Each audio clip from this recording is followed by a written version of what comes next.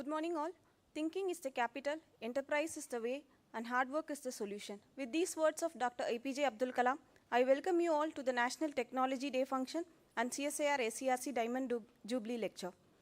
I request our Chief Guest, Shri A.R. Santosh Kumar, DGM IOCL R&D Center Faridabad, Dr. G. Raghava, former Chief Scientist CSIR-SERC Chennai, and Professor, Department of Civil Engineering, Nitte Meenakshi Institute of Technology, Bengaluru, Dr. N. Anandavalli, Director CSIR-SERC and Coordinating Director CMC, Dr. S. Parivallal, Chief Scientist and Advisor Management, CSIR-SERC, Dr. J. Rajashankar, Chief Scientist SERC, and Dr. J. Prabhakar, Chief Scientist SERC, to adorn the dais.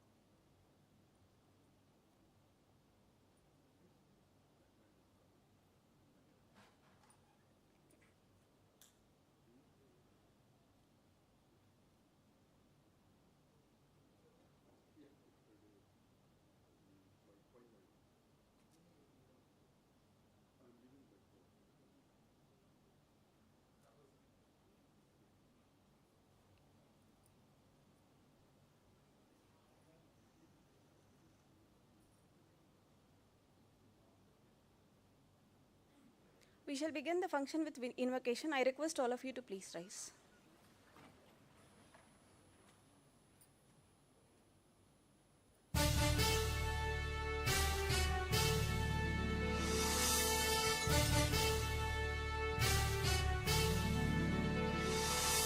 நீராறும் கடலுடுத்த நிலமடந்தை கெழிலொழுகும் சீராறும் வதனமென திகழ்வரத கண்டனிதில் எக்கணமும் அதில் சிறந்த திராவிடனல் திருநாடும்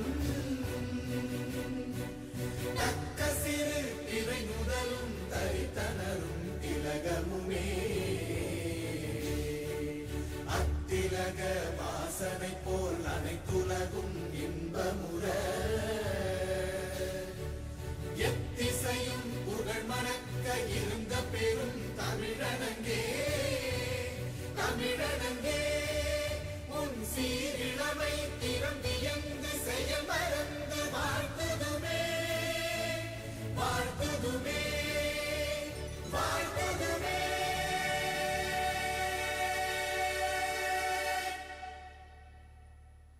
I now request our guests and dignitaries to kindly do the honor of lighting the lamp.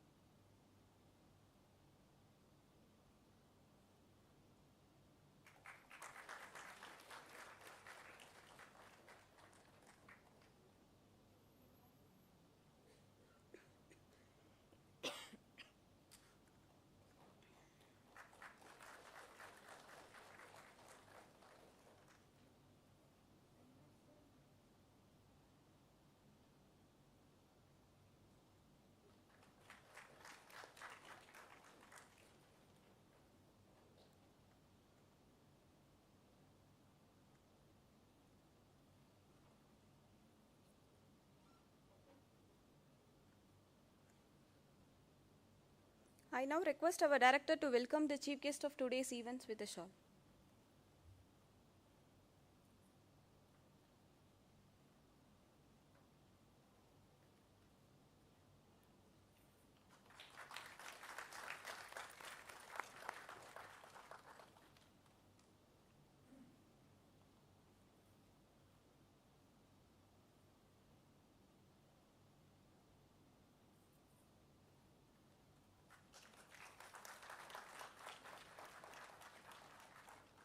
Thank you, ma'am.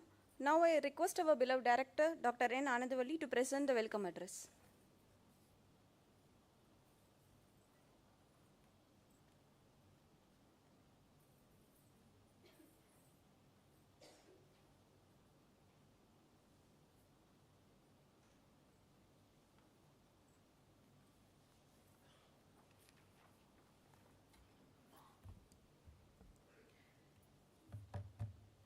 Chief guests of today's function, Shri A.R. Santosh Kumar, DGM IOCL, Dr. G. Raghava, our own best good friend, former chief scientist, and head Department of Civil Engineering, NITTE, Meenakshi Institute of Technology, Bengaluru, Dr. Raja Shankar, Dr. Parivalal, Dr. Prabhakar, brothers and sisters of this campus, invitees, present media, ladies and gentlemen, Vanakkam and Namaskar. It is with immense pride and pleasure that I welcome you all to the National Technology Day Celebration 2025, jointly organized by CSIR-SERC and CSIR Madras Complex. On this momentous day, we come together to honor the spirit of innovation, scientific excellence, and technological progress that continues to shape our nation. National Technology Day marks the anniversary of India's successful nuclear tests at Pokhran in 1998, a landmark event that showcased India's capabilities in science and technology to the world. Today, we also celebrate the achievements of Indian scientists, engineers, and technologists whose relentless efforts continue to drive our nation forward. And the theme of this year's National Technology Day is Yantra, Yugantar for advancing new technology, research, and acceleration. This theme highlights India's journey from a technological adopter to a global leader in innovation. Yantra signifies India's rich scientific heritage, and Yugantar represents a revolutionary period capturing the shift towards technological leadership.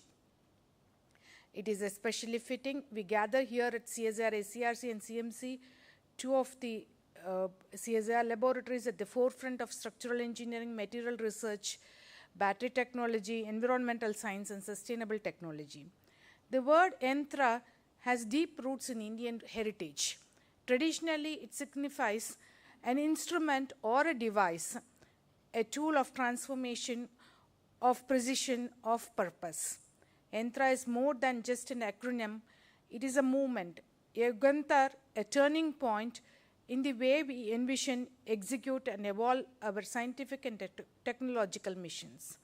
Yantra represents a multidimensional framework for accelerating technological innovations through collaborative research, disruptive ideas, and translational engineering.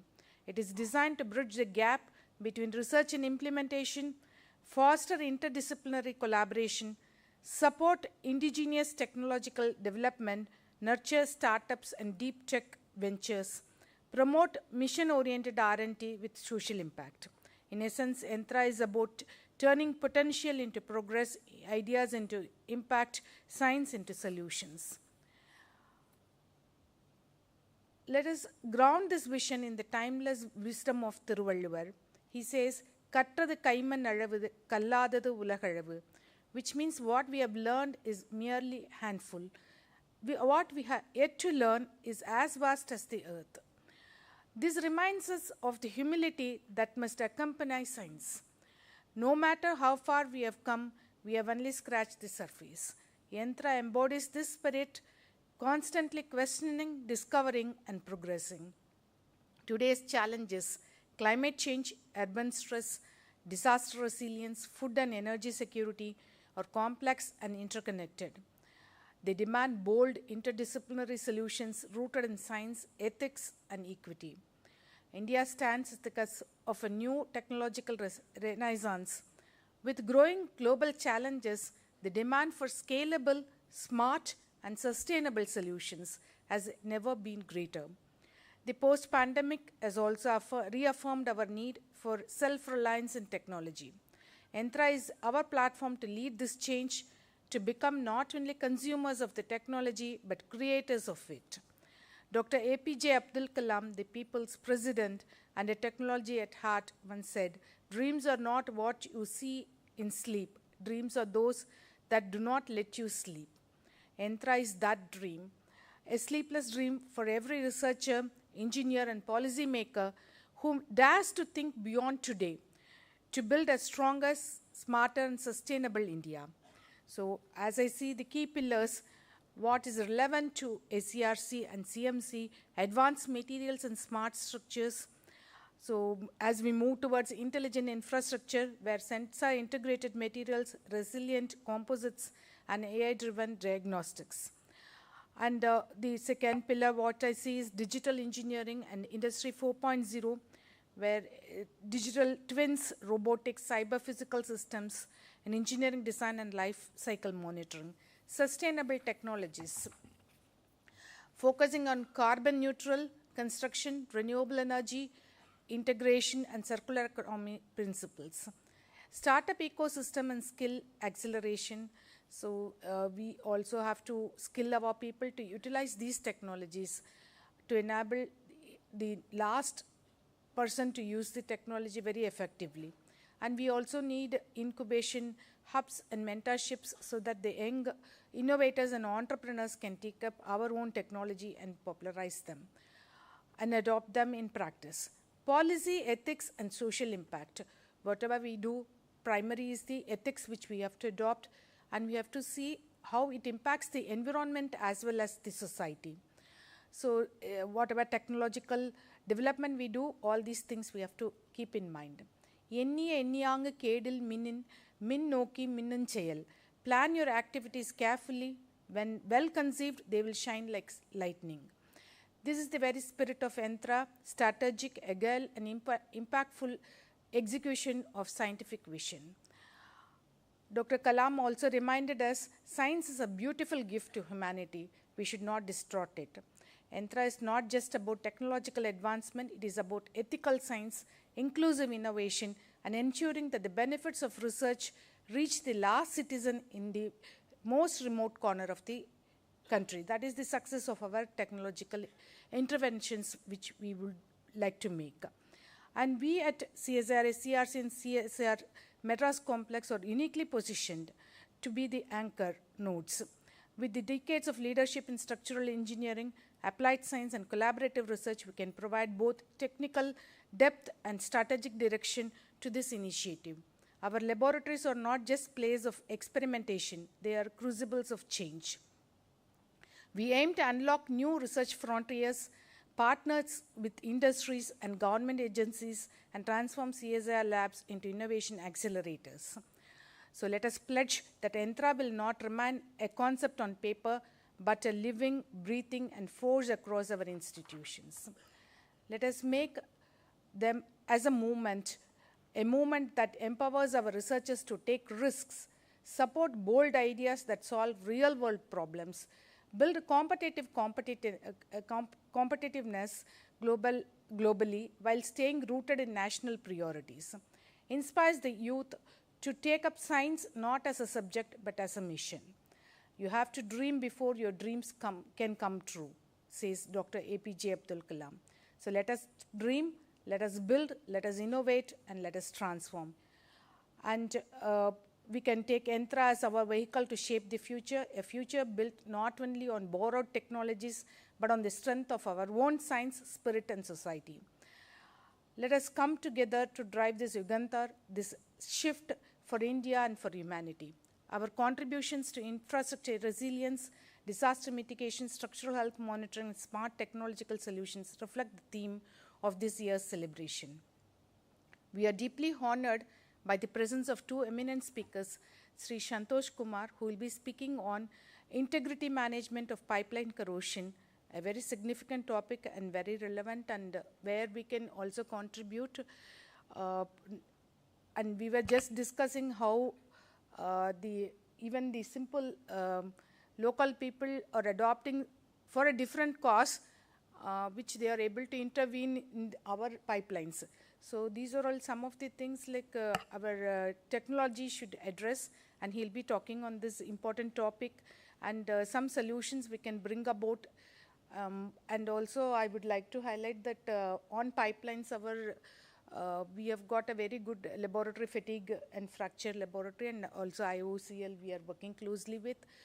And also some new NDT techniques which we are developing, which might be useful for IOCL. So this is the starting point for the collaboration, I think.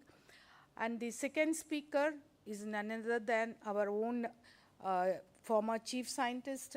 So he's a well-wisher of SERC, and Antarctica, a glimpse of the icy continent, Indian Scientific Expedition and Research Station. That is what he'll be sharing his personal experiences. And I think that will be motivating to the younger generation to take up such bold steps so that we can make our stint in Antarctica as well in the next expedition too. So both of your presence today affirms our shared commitment to innovation and collaborative growth. Once again and warmly welcome each one of you. Let us celebrate the power of science and technology to transform lives and build a better tomorrow. Let us make Yugantar for advanced new technology, research and acceleration, Yantra as our mantra. I would like to conclude with the Tirukural, Pini inmai selvam, Vilevu inbam emam, Ani enba naatil ivai freedom from disease, wealth, a lot of production, happiness and protection. That is what the learned say, or the ornament of a kingdom, and surely our India, Bharat is one such nation where all these are very prominently available. Thank you.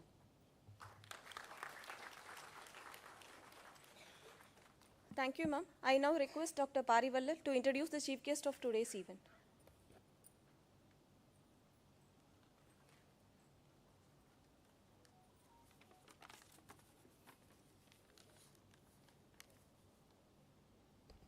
So, good morning to everyone present here. I am happy to welcome our chief guest for today's function, Mr. Santosh Kumar, Deputy General Manager at Research and Development Center of Indian Oil Corporation Limited. With over 22 years of distinguished service at Indian Oil, Mr. Santosh Kumar has made significant contribution to energy sector, particularly in the inspection, maintenance and integrity management of above ground storage tanks and cross-country petroleum pipelines. His leadership has been instrumental in upholding the highest standards of operational excellence, safety and reliability across critical infrastructure. His domain expertise spans a wide array of areas including pipeline integrity management, inline inspection technologies, corrosion control, protective coatings and risk management.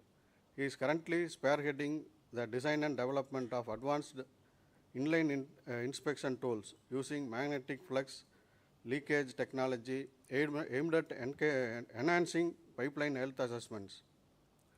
A forward thinker in sustainable energy, Mr. Santosh Kumar is also actively involved in pipeline material compatibility studies for transportation of green fuels such as hydrogen, ethanol, methanol and all, aligning with India's vision of cleaner, greener energy future. We are truly privileged to have with us a technocrat who continues to shape the future of energy transportation in India. Please join me in extending a warm welcome to Mr. Santosh Kumar.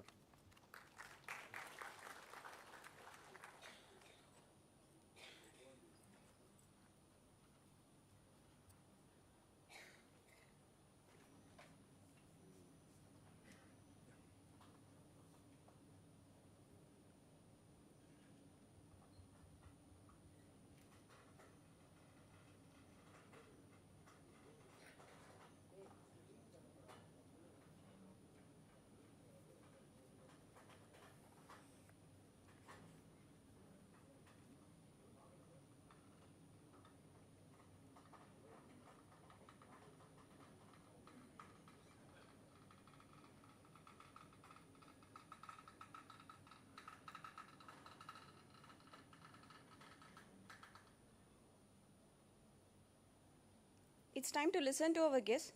I now invite our chief guest, Shri A.R. Santosh Kumar, to deliver the CSIR-SERC Diamond Jubilee Celebration Lecture.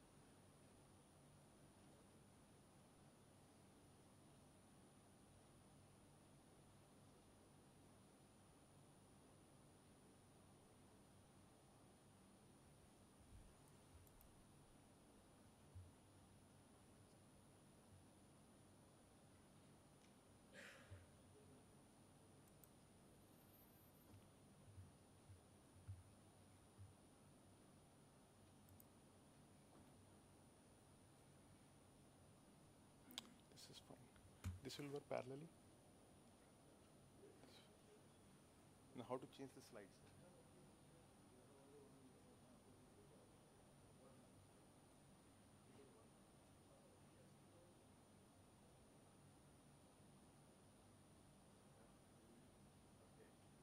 Let me see.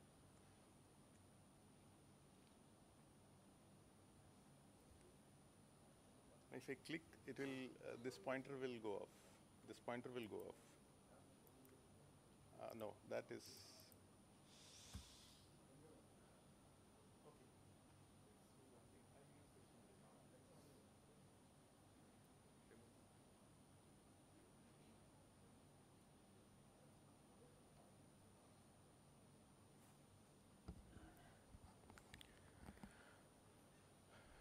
Good morning, everyone. It's an honor and a privilege to be here as SERC celebrates the Diamond Jubilee. Sorry for the slight delay in starting the presentations because this connections and all. Normally I use the pointer of the mouse connections only. That gives us, a easy way to drive through the presentation. But anyway, not a problem. Let me try with this, and let's straight away start with the topic as it is displayed. Managing structural integrity of the pipelines. It will be mostly covering the importance of structural integrity of the pipelines as such, and what are all the design aspects which are looked into, what are all the threats to the pipeline, corrosion as one of the significant threats, and then how we are assessing the corrosion defects, cracking defects, and how it is mitigated, the repair actions also. So time is short, but then yes, let me try to give a glimpse of what are all activities as such we do at pipelines to ensure the integrity of the pipelines, right? So for any structure, there is a design life, and how we maintain, how we design, how we maintain, decides upon what is the design life and how it can be extended, right?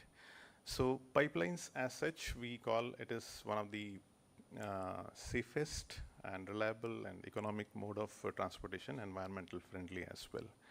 But it is not always the same because there are certain accidents. You might have gone through some of the newspapers. So this is the Gil-Tadipaka incident. This was a condensate line. So blown off. There are other accidents like IOCL itself had rupture on the pipeline. It's a crude pipeline. Then there are certain other explosions of the pipeline. So operating hydrocarbon pipelines is always a risk, and we cannot do away with that. Okay, there is always certain amount of risk.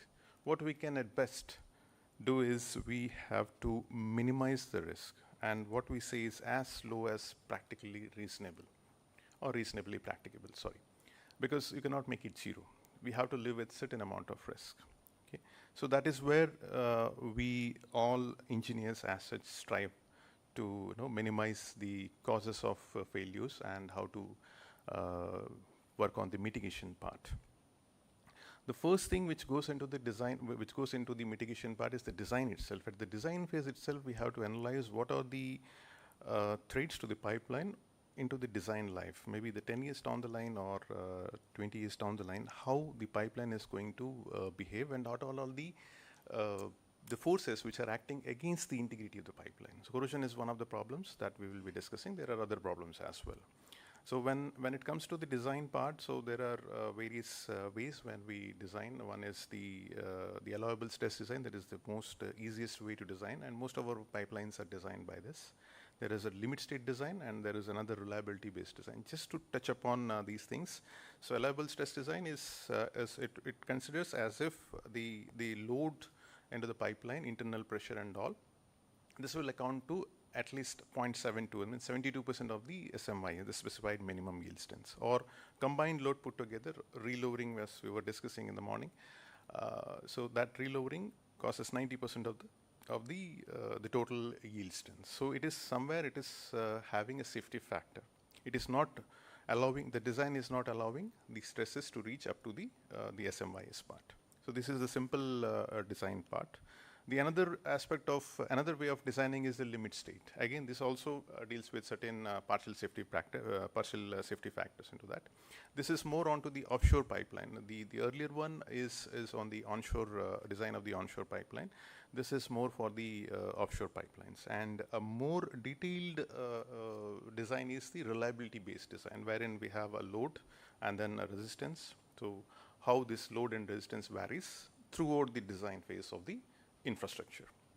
So these are all the design aspects as we deal about, and the resistance factors is what is there in the engineer's hand, is the material, choosing the material with right stress, fracture toughness, all these, because these are the main parameters. We can see some of the corrosion resistance aspects also. So we have certain stress-based design, certain strain-based design, and then there is a limit on the fracture toughness values and all. For different pipelines, oil pipelines,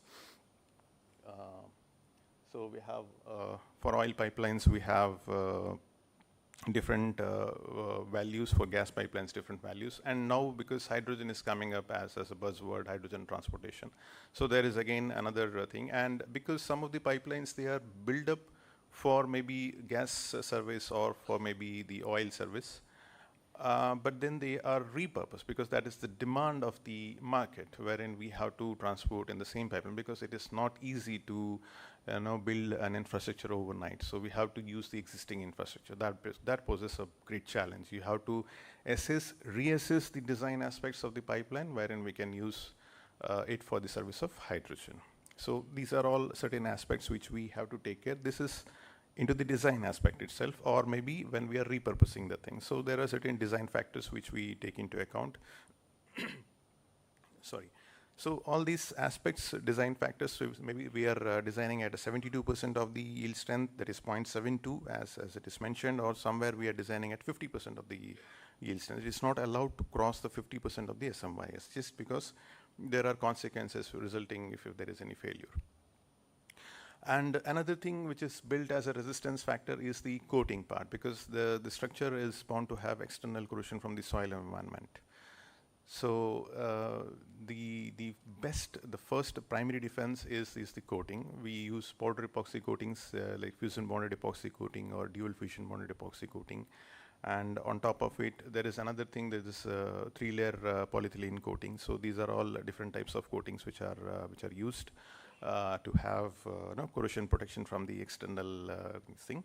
But even the corrosion, because it is not free of holidays. Holidays is something like a pinholes onto the coating surface, wherein the corroding species can just percolate, can penetrate, diffuse into the coating, and then it can reach up to the metal surface and cause corrosion.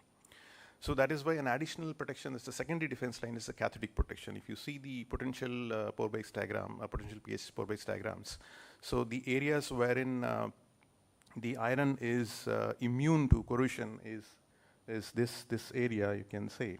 So this is the immunity. So this is the anodic part and this is the cathodic part. So we have to force the potentials by applying additional impressed current, so that the potential lie in this region wherein iron is immune. So this is how the the concept of cathodic protection is derived, and this is how we design the cathodic protection. That is again into the design phase. So wherever there are coating holidays, if you see these are the coating holidays, these are the coating holidays, and then if the current is coming out of it, it becomes anodic. So we are not allowing the corrosion current to come out of this. We are impressing additional voltage so that the current goes in all those pores, in all those holidays actually. So this is the secondary defense of that. So these are all goes into the design phase. If we look into the statistics of the pipeline incident failures, so corrosion constitutes 15% or sometimes even more. This is US statistics. India, it may be slightly different, but Indian actually we are not so good at documenting the things. So we don't have readily available data. Even for the IOCL also, if we work out, it works out that corrosion cracking is one of the significant threats. So talking about corrosion as a significant threat, some of the basics into the thing. When we discuss the corrosion, so the 3 elements, out of the 4 elements, the 3 elements which we talk of, anode, cathode and metallic path is always there. Any structure is a metallic structure and it will have anode, cathode and the metallic path. What additional needed is the electrolyte. So once the electrolyte is there, it causes corrosion. So now the chemical reactions we all know. Now what additional it causes is if there are certain other elements, these are all another set of species which are aggravating the corrosion. For human life, as we say philosophically, oxygen and water is required. Okay, so for corrosion also the same way, oxygen and water, particularly water is must. If there is no water, perhaps there will be no corrosion, at least at the ambient temperatures conditions. High temperature oxidation is something different. So when given that hydrogen, given that H2O and water and oxygen is already there, so other species are certain other species like hydrogen sulfide, CO2, chloride ions, and then some of the organic acids also present, and the microbes also act on it. On top of it, the environment also plays a role, soil environment based on the resistivity and the pH of that, and the fluid, which is the service fluid, which is flowing into the pipeline, and then the neighboring infrastructure also. As we are growing, a lot of infrastructure are being built around the cities or around the populated areas. So that again interferes with the existing pipeline. So we have AC corrosion, DC corrosion and all this because the high tension lines which are laid as the population grows, so that is interfering with the pipeline. So that also causes corrosion. So 3 different categories when we say external corrosion, internal corrosion and stray current corrosion. So if you look at some of the pictures, if you can see some of the isolated localized corrosions of the external corrosion, and then internal corrosion you can see here, and we have AC interference corrosion because high tension lines, again it is inducing current into the pipeline, and wherever the current is entering into the pipeline, that part is protected. Wherever it leaves the pipeline, it causes corrosion. So this kind of very localized spherical, semi-spherical shape pits are formed into this AC corrosion. And the another aspect, now again when we say the corrosion, the metal loss part is one thing, it is a volumetric defect. Okay, so volumetric defect is not posing much of a threat. Maybe it is not causing a failure mode which is catastrophic. It will mostly lead to leaks, mostly. But the other part is the planar defect, cracks. So cracks will cause rupture. So if leaks, metal loss cause corrosion will cause leaks, but then cracks can cause rupture, so that is even more catastrophic. Loss of containment is huge and the consequences are very high. So cracking is another area of concern. And we all know the three elements which are required: the material which is susceptible, the stresses which are there into the structure, and then the environment. And if we consider for the pipeline case, hoop stress is the primary stress which acts along the circumference, and so any defect which is actually oriented will have the maximum stress. So that is where if any corrosion is there, and it can easily grow along the axis part. So whatever crack or that kind of defect forms into the pipeline, it grows axially. because the stresses are maximum into this one. This was one case of an old pipeline wherein a stress corrosion cracking was observed. You can see this is the crack. The surface was not prepared. As we prepared the surface, it started the product started oozing out of the pipeline. And based on the angle beam UT probe, when we did some measurements, the OD part, the outside part and the inside part, because the crack was growing from the external side to the internal part. So this is how the cracks grown. At certain points, it was just touching the internal. It is a through wall crack. So somewhere it was almost through wall. That is why the product was oozing out. So this kind of threads are there. This is a black and white magnetic particle inspection, wherein you can see the main crack, and then there are certain branches also, small branches onto it. So this is how this cracking, and then the other part is the weld failures. This also occurs, and mostly because the pressure cycle fatigue, because the pipeline operates at a different pressures, but the pressure starts varying. There are starting of the pipeline and stopping of the operations. So there is a pressure fluctuations, and this is how the cracks propagate. And then coming to the internal corrosion. Again, the same, because we have the metal itself acting as anode, cathode, and metallic path, and the electrolyte is the water. So if there is any in the product which is moving, if there are any water droplets, so long as it is into the bulk of the fluid, there will be no corrosion. As soon as it wets the part, so all those internal parts which are water wet will get corroded.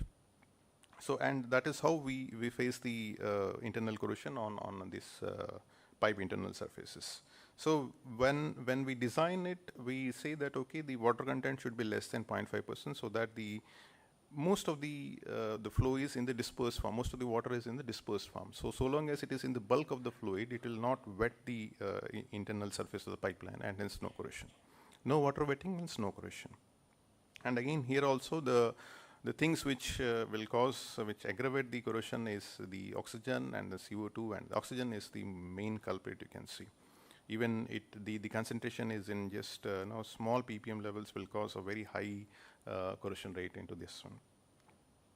And so when we design, we don't want a stratified flow. We don't want a two-phase flow. We want a dispersed flow so that the water never comes in contact with the pipeline. And how do we mitigate that? Again, the only way is to have a corrosion inhibitor. And the corrosion inhibitor is added in such a way so that it forms a thin layer. It's a film forming. It's mostly amine derivatives corrosion inhibitor. So it forms a thin layer. And normally we say around 3 mils of internal thickness of the film, we can say. So it's a Michel kind of a thing which forms onto the pipeline. At certain threshold is required so that it forms a film, and then it protects the pipe internal surface. And if we see the corrosion part in the stratified and the dispersed flow, and the velocity is like 1.5 meters per second if we see. So when the black line is no CI, so anything above 6% of this one will fall onto the stratified flow. So there will be corrosion. But below this black line, you can say this is a dispersed flow. And when we add just 1 ppm of CI, the water content level raises up to 9%. So I mean 9% of water also can go into that pipeline without causing corrosion, because the line graph is here. So above this will have corrosion, below this will not have corrosion. Same is with 3 ppm. If we add further corrosion inhibitor, so graph goes up, so it can take up to 15% water. Though it is not our idea to have water, but certain cases are not in our hand, because whatever crude is imported, it will have its own water content.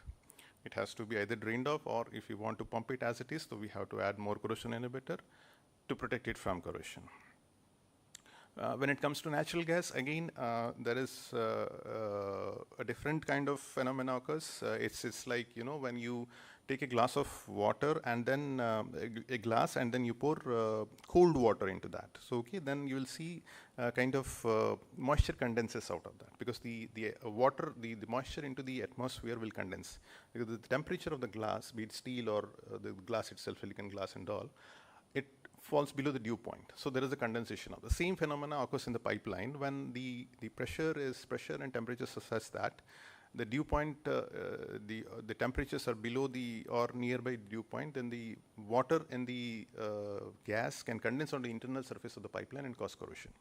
So that is why, again, it's a Peng-Robinson equation which is used to derive this one.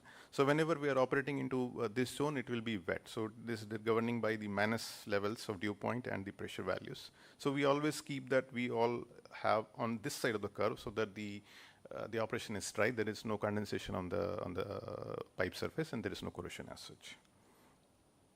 And when we come to alternate fuels, so ethanol and biofuels and hydrogen as such. So all these will release, when there is a corrosion, it will release hydrogen. And what hydrogen does, we all know. That is, hydrogen is causing embrittlement. How it is causing? Up to certain threshold, there is a minimal variation. This you can say as hydrogen concentration on the x-axis, and y-axis is the mechanical properties. So all these mechanical properties are affected by some way or other. Once we are beyond this threshold, there is a drastic drop in the concentration of that. And we have to determine this. So this is how the study goes like. So if hydrogen is moving into the pipeline, then either it's a spontaneous dissociation or it gets absorbed onto the surface and then dissociates and then this hydrogen. So long as it is in the molecular form, it will not cause any harm. But the moment it dissociates, the nascent hydrogen or the atomic hydrogen will enter into the steel matrix and cause corrosion. And what effect it does on integrity? Yes, it reduces the yield and tensile strength by around 10%, ductility 40%, fracture toughness 40%, ferritic crack growth increases by 10%. So these are all, it will impact the calculations of the accepted metal loss or the geometrical defects and the crack anomalies and all this. So this is where we need to study the impact of hydrogen on the existing steel, the steel pipeline when we are repurposing that.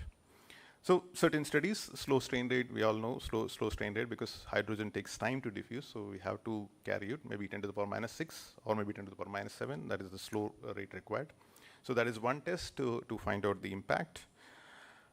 Just one experiment which we did, this is a very simple this thing, so it shows that there is a reduction of 37.5% in the steel grade, okay? So the reduction because of hydrogen penetrations. And fracture toughness, again, the J integral part we have to find out because this is one of the key parameters. There is a 40% reduction when we have hydrogen as the fluid. And this is another thing when we are testing, because most of the testing is done in air, but then that is an ex situ testing. So for hydrogen, we have to have in situ testing. That means the charging is also hydrogen and the testing is also into hydrogen. Otherwise, ex situ is generally whatever is the service or whatever is the chemical, once it is charged and then the damage is occurred and then we take it and then we measure it. But here it is not. For hydrogen cases, it has to be in situ, the charging as well as the testing into the hydrogen environment. That is the challenge. Actually, we don't have equipments, even I think none in India we have this kind of equipment wherein we can have SSRT and all these tests into these in situ conditions. It's a big challenge and it's risky also a bit because certain precautions are required for this one. When it comes to fatigue crack growth, again, as I mentioned, there is an increase in the crack growth rate by 10 times actually. When you consider with respect to air and in hydrogen, there is an increase in this thing. But there's a, so and when we talk about pipelines, so our values generally we consider, if we consider 0.5, it's a large pressure variation. So maybe 0 kg per centimeter square to 50 or whatever is the pipeline operating pressure, large variations. And 0.9 may be this thing. So generally we carry out at 0.5 and this is the frequency levels. And the good part is the tests show that when we do it in air, okay, so this is one thing. And then when we do it in the hydrogen and different grades, X52, X60, X80 and all, so the variation you see, there is a very little variation into the grades. So all grades are behaving almost in a similar way. So at least if we can do experiment on one grade, we can fairly predict that yes, what the other grades, nearby grades will behave, how they will behave. So coming back to those were all the damaging mechanisms occurring into the pipeline, and then we have to determine those. We have to detect where the cross-country pipeline is around 100 kilometers or 200 kilometers or whatever it is the length. So we need to assess the integrity. There are few methods to assess it. One of the easiest method is hydro test. We all know it is like in pressure vessel, any given pressure vessel, we do hydro test, and then the inline inspections, and then there is a direct assessment also. Direct assessment I am not touching for paucity of time. hydro testing, it is something like we are pressurizing the equipment for with water, generally hydro test. That is why the hydro comes into picture. Otherwise, sometimes pressure also. The service fluid itself is used for pressure testing. So the three categories of the hydro test: spike test, strength test, and it has got its own purpose. So these are the hydro test things, and if you plot it based on some empirical formulas and all, if you consider this x-axis as the defect length and the defect depth, so certain defects which will fail at different values. When we are testing at 1.25, the black line, so defects above will fail, but the defects below this line will sustain. So we have to have testing at 1.3 or maybe 1.4 or maybe even 1.5. That is what maximum we consider. So even still at 1.5 also there will be certain defects which will not fail, but then there is a possibility that they will grow because of this hydro test. So that is the disadvantage of the hydro test. And we also consider, compare with inline inspection. So what inline inspection can detect? Inline inspection can detect anything about 10% of the wall loss defects. So some of the defects which can be detected by inline inspection, but they are not detected by hydro test, they will not fail. So that is why just there is a comparison of inline inspection versus hydro test. There are certain failures which we have seen in that. Then the main assessment which I am currently also looking at, this is one of the tool. We can say it's a robot. It has got sensors on it and it moves into the pipeline. So if you see pipeline, there will be a launching facility at one end, point A you can say, and maybe 50 kilometers apart or 300 kilometers apart there is another facility, receiver, and then the robo will be inserted and it will travel into the pipeline. So it is inserted somewhere here at point A and it will travel along the pipeline and then it will reach to the point B. So as it moves, it will scan every mm of the pipeline. So the entire corrosion data will be recorded onto that. This is called inline inspection tool. And the main principle of this is magnetic flux leakage. So if there is any defect, this is a kind of a defect you can say, there are magnets which are installed and there is a magnetic flux. So wherever there is a defect, there will be leakage of the flux, and then there will be sensor, Hall effect sensors, which will capture the defect, and then it will record. There are onboard sensors, onboard electronics also, and the odometer also. It will log the distance, okay, at particular 20 kilometer chainage, and there is a defect, okay. So this is how it will move, and then it will scan, it will record the entire data as it moves. So it will see, okay, there is a defect, and then there is a flux leakage, and these are the sensors actually. So around the periphery, wherever there is a defect, it is moving and it is capturing the data. That was magnetic flux leakage. Another technique is ultrasonic. It's a very D meter. Normally all people might be doing, thickness measurement. The same thing is onto the robot part. It is mounted on the robot and then robot is moving into the pipeline and it is detecting all those. So how to, again, categorize between internal and external? You can see there is a standoff. If the standoff is same, that means and then there is a signature, that means there is an internal, that's an external corrosion, and if the standoff is varying, then there is a internal corrosion. So this is how we differentiate, because again, we have to, we need to know whether the corrosion defect is internal or external, because again, for the integrity engineer, the mitigation measure will change, because for internal he has to do some other like corrosion inhibitor dosage or something like. For external he has to look at the coating part or the corrosion protection, the cathodic protection part. Okay, so that is why this thing is again important. Cracks, these are very difficult to detect. So ultrasonic again. For metal loss, it's a straight beam. The previous one was a straight beam. This is the angle beam thing, and this is how again the tool throws into the acoustic signals and then it is captured. So there are different orientations for the crack tools. So and this is one area, and then another thing is it also records the GPS. Again, we need to know where the defect is with precise GPS location. And the other part is also, if there is a populated area, if there is a defect which is into the populated area, that has to be given preference, because if something goes wrong at that, the community, the public at large will get affected. So that is why again for prioritizing this, another thing is we require is the XYZ coordinates of the thing. Carrying the remaining strength of the pipelines. So just a schematic of if you see the pipeline, so the defect is something like this, and then the corrosion on the cross section part, it looks like this. and maybe again the same pictorial representation, and there are certain empirical calculations. So the remaining strength will depend, this is the corroded part, the area A, and the balance part is A0. So the strength depends on the ratio and then some foliage factors and all. This comes into this thing. This is the empirical formula based on ASME B31G actually. So the ideally, if we have the area of this thing, that is the river bottom profile, which is possible by UT, we can have a precise calculation of the remaining strength. So, but typically for with MFL and most of the NDT techniques, we don't have the area. So we just have an approximation. For smaller defects, we approximate a parabolic path of the defect. And for longer defects, we consider it as a rectangular thing. We consider it as a rectangular part. So there are different methods by which we calculate the remaining strength of the pipeline. If there is a corrosion, what is the remaining strength? I mean, what pressure it can withstand? Because internally the pipelines are supposed to have it at the pumping is at a high pressure, 50, 100, or sometimes even beyond 100 also. So kg per centimeter square pressure.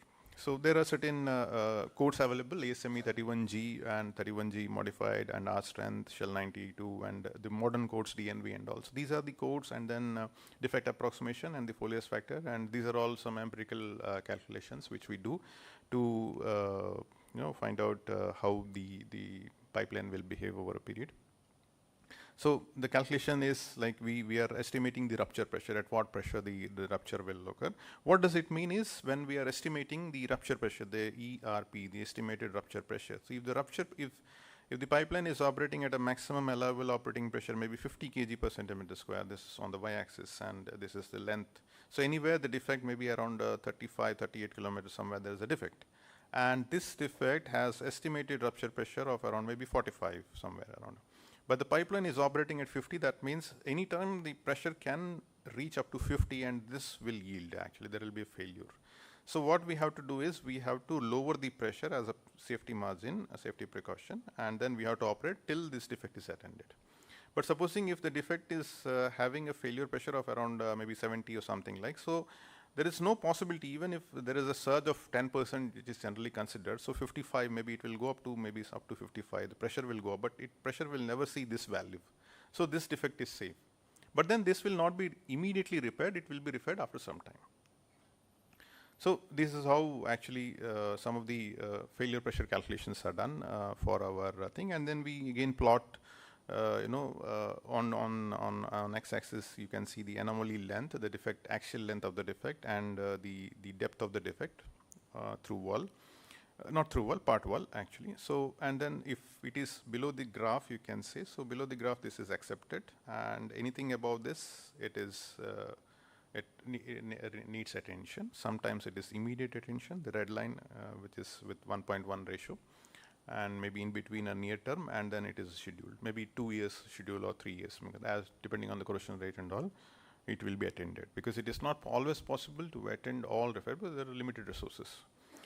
And then we have a corrosion growth also. So based on the inline inspection data, there is statistics involved, either normal distribution or a Weibull or a Gumbel distribution. So wherein we are predicting what is the corrosion growth. And based on that corrosion growth, again, those defects which were detected, that will be projected for another maybe 10 years. So you can see the current one, this one, and then the projected after 10 years. So after 10 years, maybe some defects will still grow and then it will fail. So currently it is accepted, but after 10 years it is not accepted. So it is for us to take a call either to go and attend the defect or plan some inline inspection half a way. 10 years means, okay, let us say 5 years. So after 5 years, we will plan an inspection.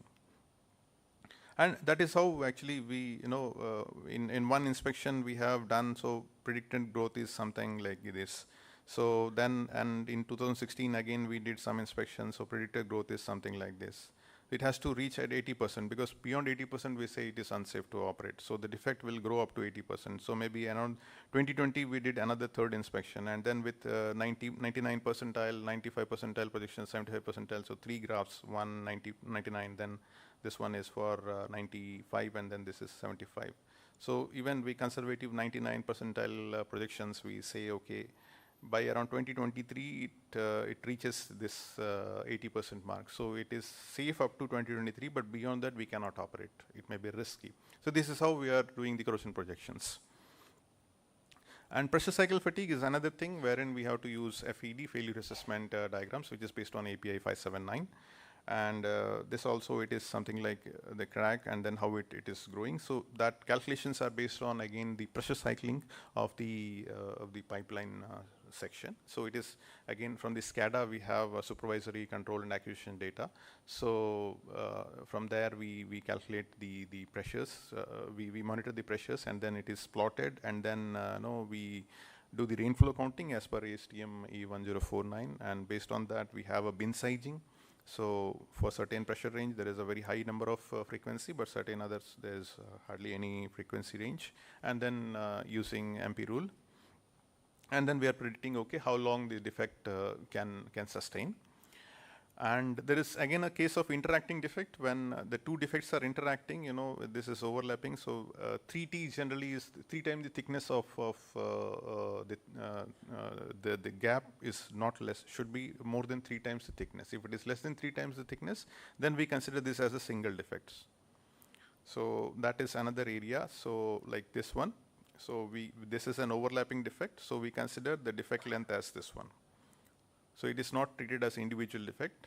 This is considered as an overlapping defect. Why? Because if you see, there were some experiments which were done, and how the defect, because if the distance between the defects is less than 3T, then it is likely that the propagation of crack propagation will be through this line, you can say. So that is why these are termed as interacting defects, and then the entire length will be calculated based on the joint things. And on the repairs part, so we have certain ways, because the entire pipeline is say again 100 kilometers, and at certain point we have defects. So those defects are to be repaired. We call pressure containing full encircled sleeves. So these are in 2 halves, it is welded. So it's a circumferential, it's a girth weld, and it's a circumferential weld. This, you can say, the carrier pipe, which is the main pipe which is carrying the fluid. So you can see it is 2 split halves, you can say, and this is put on the pipe. This is the pipe, and then it is welded.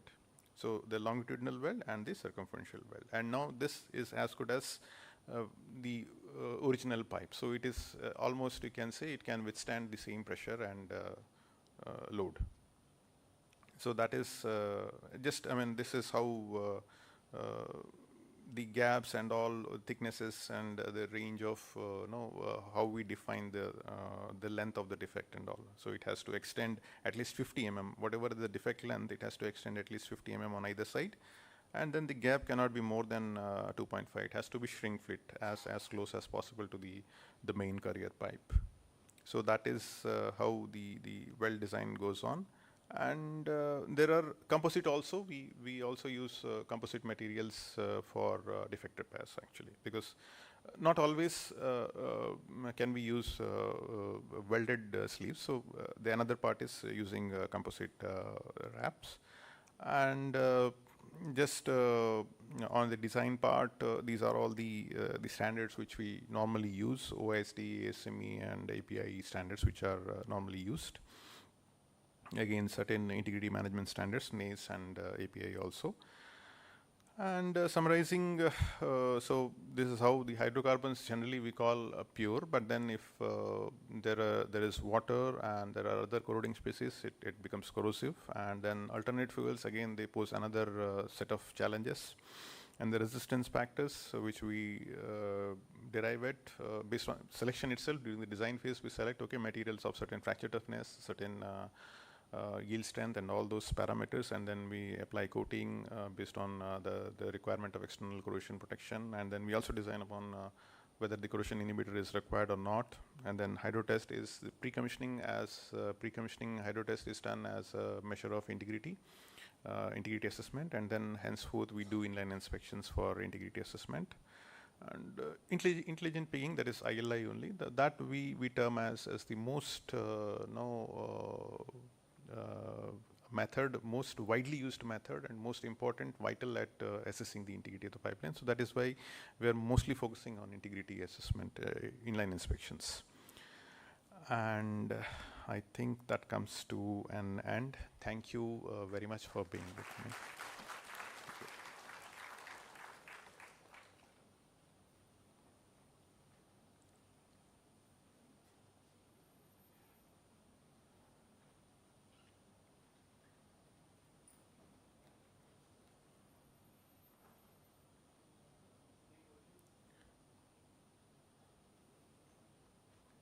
It was a bit too fast because time was short, and then I wanted to cover some of the areas which we are working. But anyway, it's open any time now or even after also we can have it. Yeah, please.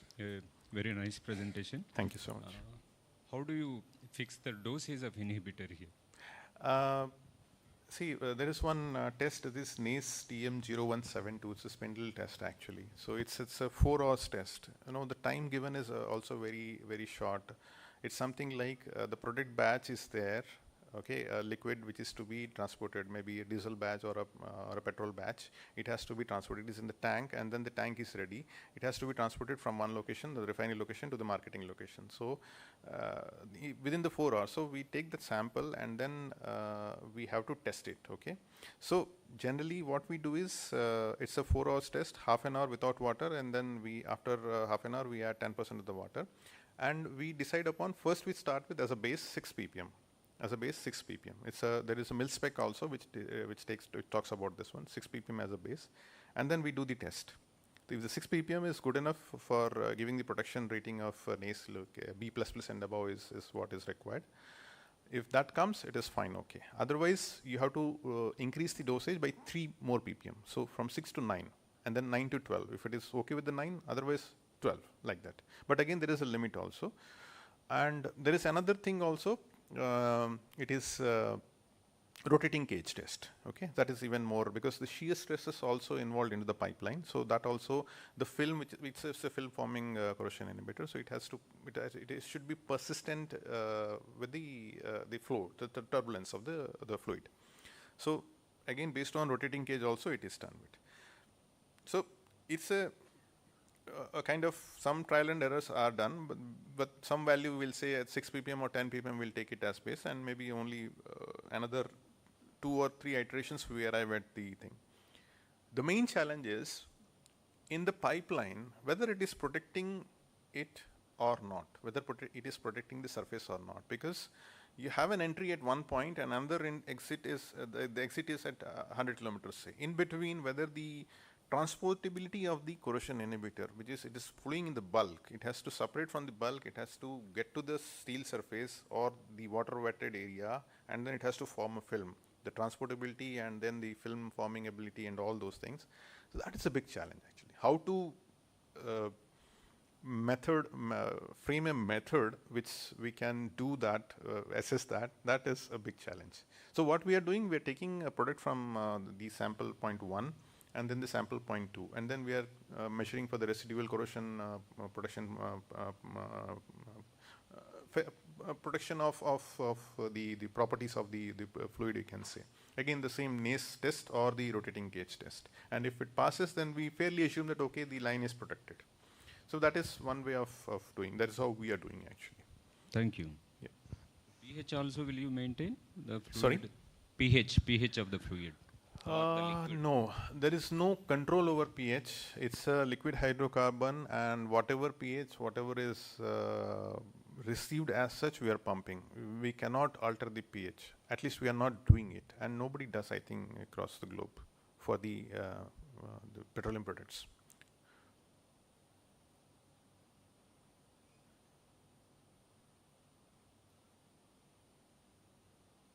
Okay. Yeah. Thank you. Thank you very much.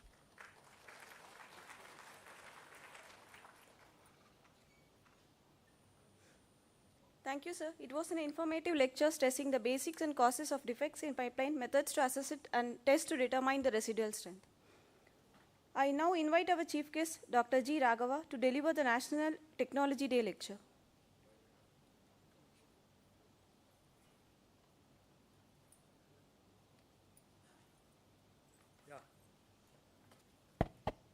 Yeah, we had a very interesting lecture now. And now the next lecture is still more be interesting, I believe. And I have the pleasure of introducing our next speaker, Dr. Raghava. He is a very familiar figure in this campus for the more than 3 decades, I believe. It's my pleasure, rather, to introduce Dr. Raghava to this campus.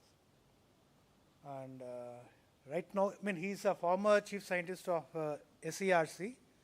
And right now, he's a professor at Meenakshi, NTTD, Meenakshi Institute of Technology at Bengaluru. And this is a brief biodata and as requested by him, I am restricting to this, even though I know more. Yeah, fine. Dr. Raghava has served as a scientist at SERC for the span of 34 years and retired as chief scientist in July 2017.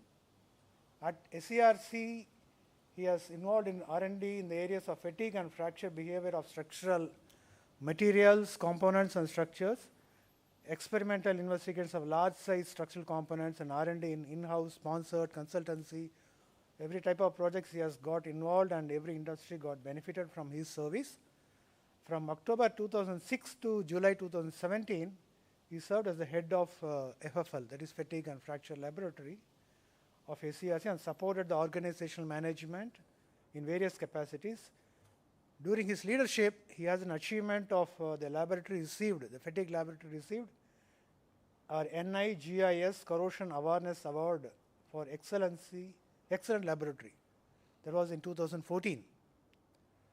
And coming back to his education background, Dr. Raghava has obtained his bachelor's in civil engineering from Shri Jayachamrajendra College of Engineering at Mysore, sometime in 1980, an MTech in industrial structures from Nitte, Surathkal.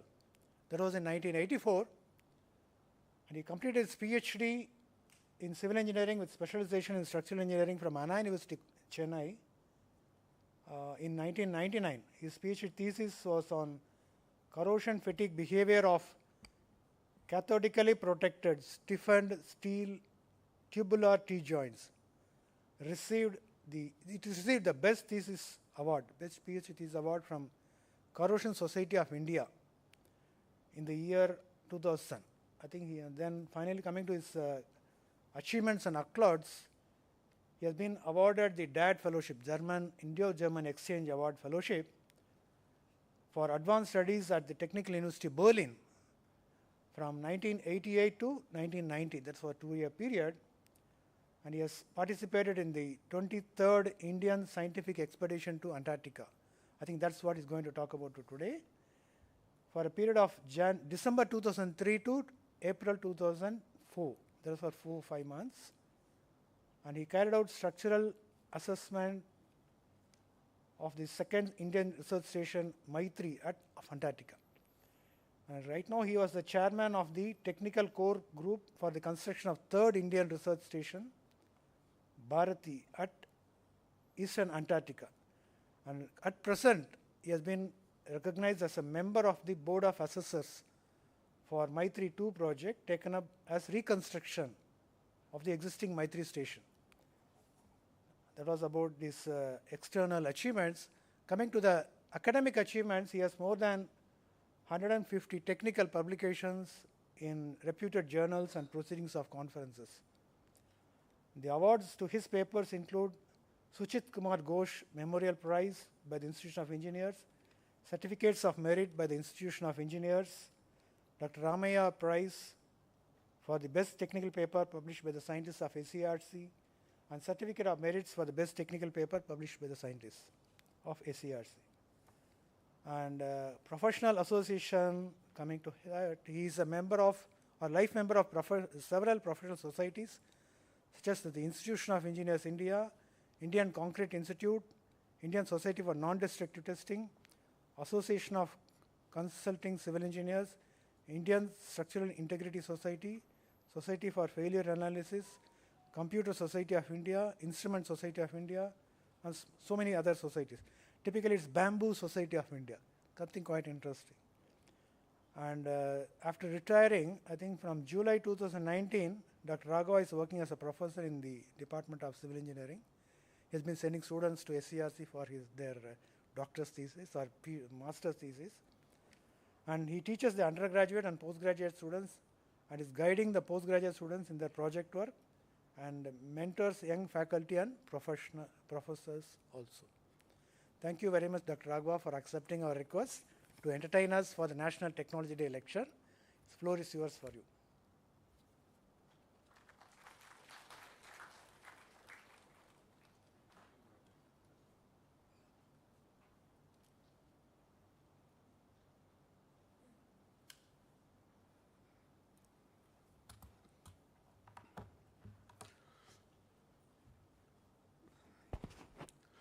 Good morning, everyone. Hello, good morning. Yeah, it's always a pleasure to be back here in this campus. It's always a privilege to be back here in this Vigyan Auditorium. And it's always exciting to be back with you, friends and colleagues of SCRC and CSIR complex. Yeah, yes, okay.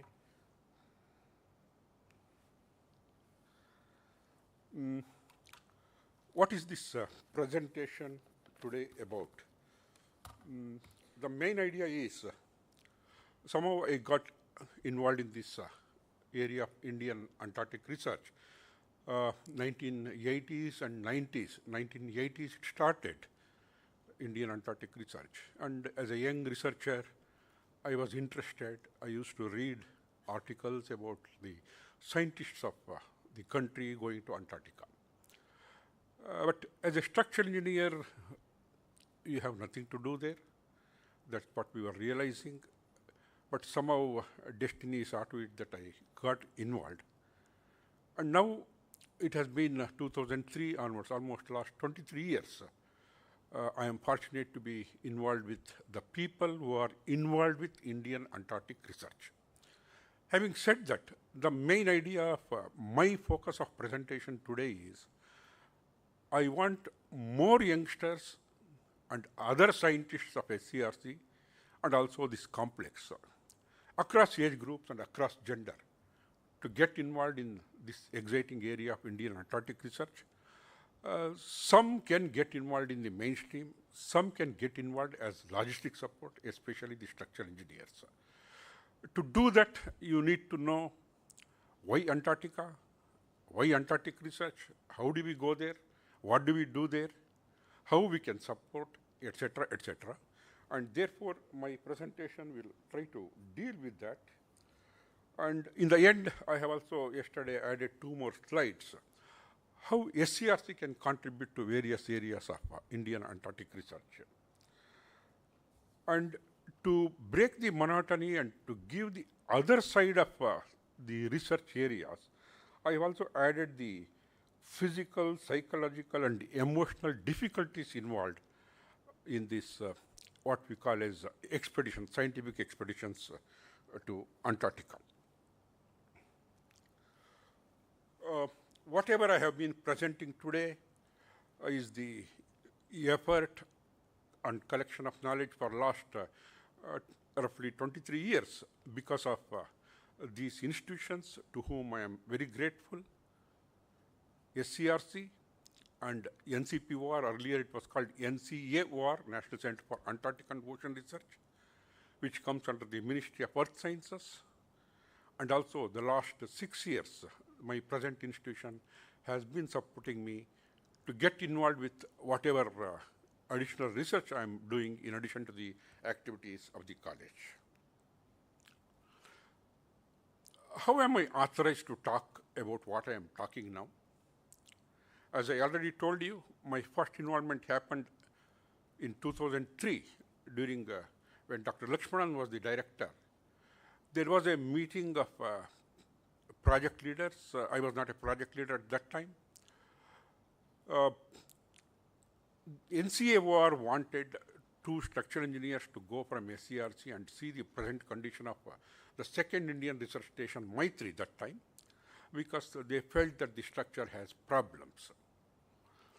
And I understood that there was no one was ready to go because of the difficulties involved. I somehow came to know that and requested Dr. Lakshmanan that you are interested to send me and I am ready to go. And that is how the story started. Along with me, Shri S.G.N. Murthy also joined because of his background in electronics and instrumentation and NIDDT. And I should be thankful to Dr. Lakshmanan, because of which I have come this far in this area. After that, I got involved with the people. That gave a start, the 23rd expedition. Then I got to know the people in NCAOR. Fortunately, the people who were close to me, they got into higher positions, including one of them, Dr. Razik Ravindra, became the director of NCAOR and then NCPOR, and also Dr. Ravichandran, whom I knew well. Finally, now he is the secretary of Ministry of Earth Sciences. Therefore, because of knowing these people, my involvement also increased, and I got involved during 2007 to 2012 in the construction of the third Indian research station, Bharti. Earlier, I was a member of the technical core group. Thereafter, I became chairman of the technical core group. That was a very, very challenging experience. And fortunately, now I am involved as a member of the board of assessors for the next station. Maitri is already 1989 we had built. Somehow we have been managing that, and we want to have an alternate station in the neighborhood of Maitri. For official purposes, we call it as reconstruction of Maitri or Maitri 2. In fact, it will be completely a new station in the neighborhood of Maitri. Maitri, we want to retain as a sort of memory, because many people have a sort of psychological, emotional connection to Maitri. With that background, Antarctica till the 17th century, going to Antarctica or nearer Antarctica was considered something next to impossible. And it was sometime around 1775 that Captain James Cook, he simply went around the continent of Antarctica. He circumnavigated it. He didn't touch the continent. And it was only in 1911 that Ronald Amundsen finally made it to the South Pole. And just 3 weeks later, there was a tough competition between Amundsen and Scott. And it took another 3 weeks for Scott to reach there. But unfortunately, it was at the cost of his life. Antarctica is the only place on Earth that is not owned by anyone. Anybody can go to Antarctica. You don't need visa to go to Antarctica, but you need visa of the nations through which you travel to Antarctica. It's a continent of peace, tranquility, and science. This Antarctic Treaty System offers an opportunity to the scientific community world over to search for answers to many unresolved questions pertaining to our Mother Earth. Can you play that video? Just to break the monotony, I have added a small video just to give you an idea of this continent. Sound. Антарктика. Январь 2004 года. Пингвины Аделька. Самые прекрасные пингвины на свете. И наш шип. Эмеральдушка.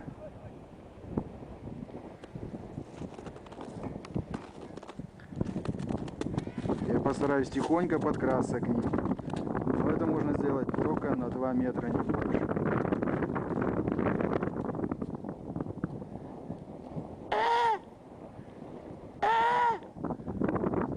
Обычно они кричат, как вороны. Так у них уж принято. Yeah, that is the ship with which we went there, and that is where you finally reach. This Antarctica deserves a special, can you remove that laser pointer? Yeah. Special place in Earth's geography, not only because of its location, but also due to its importance in influencing Earth's climate and sea level. You might have heard of this global warming and the ice in Antarctica and at both poles melting, etc., etc. Unfortunately, Antarctica continues to be the least studied continent because of its remote and inhospitable location. This frozen continent holds the key to the story of drifting continents.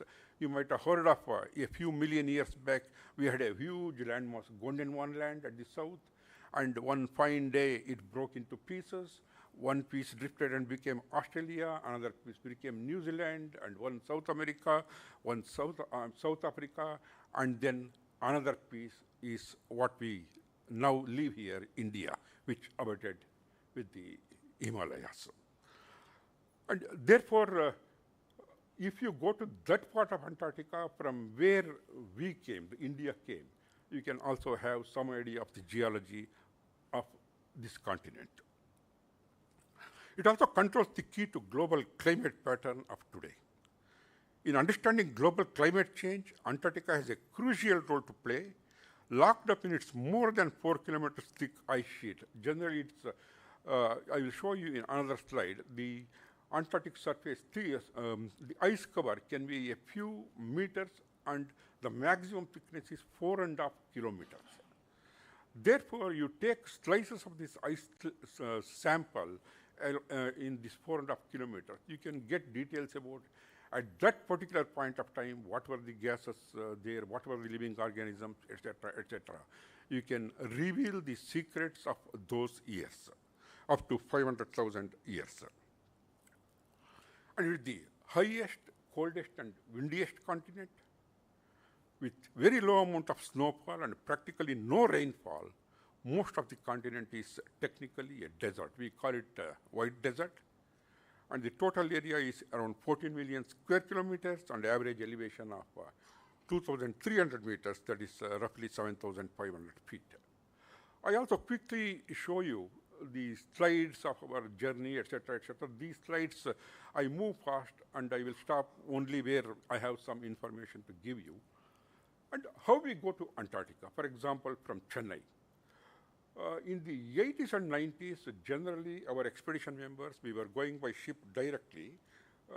In fact, you should know that as scientists of CSIR, we should feel proud that the first 3-4 expeditions and this Indian scientific expedition to Antarctica itself, CSIR took the lead, we started it. The director of NIO Goa at that time was the leader of the first expedition when Indira Gandhi was the prime minister. And unfortunately, for various reasons, after about 4 expeditions, CSIR gave up that leadership and Ministry of Earth Sciences came into picture. And those years, the first 10-15 years, we would make the journey by sea. It would take about 1 month. For example, you are selected in 1985 or 90, you reported Goa, by ship, Goa via Mauritius, and you have the world map in your mind, then the South Africa, you go to Dublin, you go to Cape Town, and then from Cape Town, you move down south for about a week or 10 days. Why we select that route? Because from Cape Town, you keep moving down vertically, and that is the location where we have what we call as the India base and also the Dakshin Gangotri and Maitri station. That is how we were going, but these days what we do is to reduce the journey time because generally you need more time for research in summer there, even though we do wintering there, that I will come to that later. Therefore, instead of spending 1 month onwards, 1 month return, you try to cut short this. What we do is we go by year. For example, I reported Goa, Chennai, Goa year, then by year, Goa, Bombay, Bombay, Johannesburg, Johannesburg, Cape Town. This much you go by year, and from Cape Town by sea, that you cannot avoid about 6 days to 10 days, depending on the weather. And in the recent years, some expedition members are even sent by flight from Cape Town. It takes about 4.5 hours by flight to what we call as a Russian air base is there adjacent to Maitri station. This is how we go, and therefore this is the beautiful town of Cape Town from we started the journey, and this is the ship we took, and these are all the different members from various institutions. This 98% of the Antarctic continent is under ice cover, permanent ice cover. And the other 2% doesn't have what we call as permanent ice cover, that I will come to that later. And the Antarctic ice cap stores almost 70% of the world's fresh water and 90% of ice. These statistics give you why Antarctica is important, why studies in Antarctica and about Antarctica are important. The southern ocean surrounding this continent freezes up to a distance of 1,500 kilometers in winter, more than doubling the actual size of the continent. Therefore, how big is Antarctica depends on when are you measuring the continent Antarctica. Okay, in complete winter, it can be double the size because the coastline has extended by another 1,500 kilometers. Antarctica is a place where ozone hole was discovered. That was based on the research conducted in Antarctica. Scientists have discovered new microorganisms in the ice core of Antarctica, which may throw new light on the origin of life and also solar system. Just to give you an idea of the various institutions that normally get involved in this Indian scientific expedition to Antarctica, this may change a little, but most of the institutions, the main institutions remain the same. This I have taken from the 29th Indian scientific expedition to Antarctica. Like, for example, Geological Survey of India, IMD, IIG, I am reading the names which regularly go there. Then NCPOR, NCL, NPL, NGRA, NIO, these people, and Survey of India, these people regularly go there.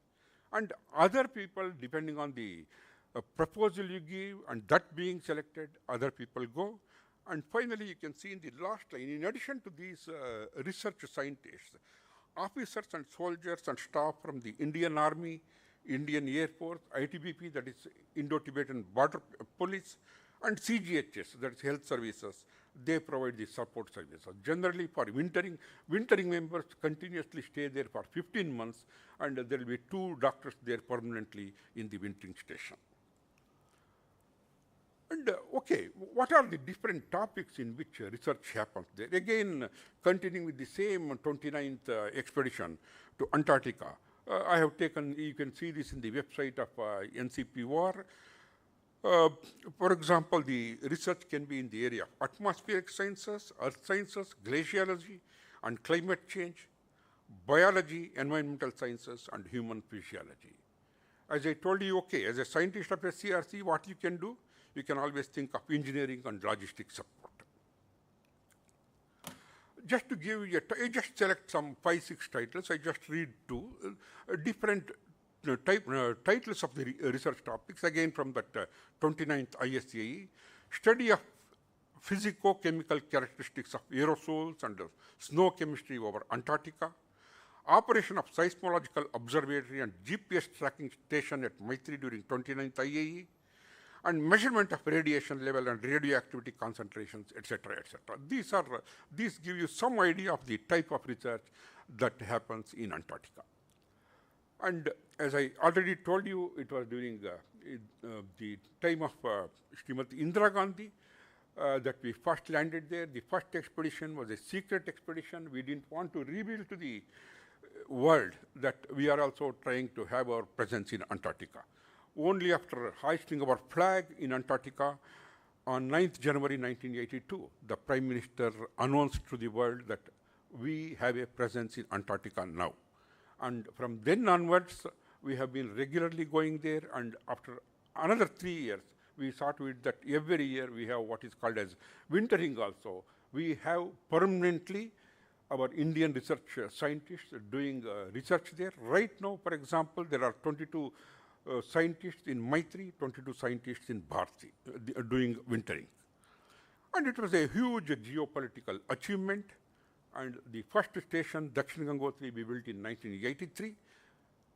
We reached there first in 82, then we returned. 83, we built Dakshin Gangotri.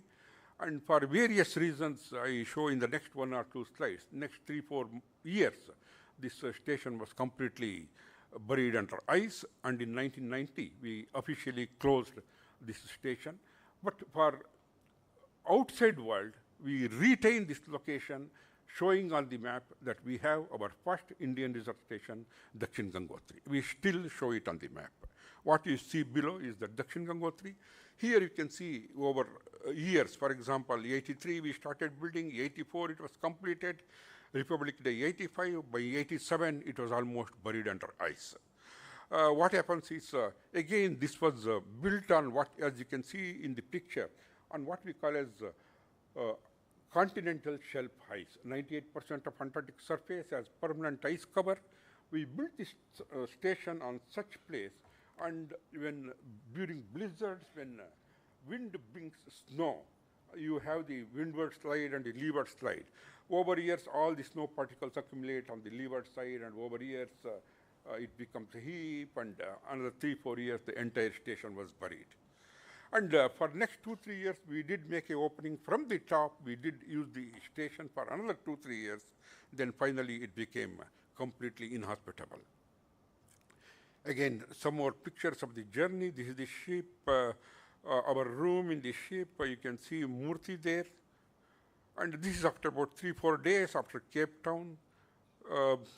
You really, of course, it is difficult, but those who enjoy challenges, it is really an excellent opportunity to have this sea journey.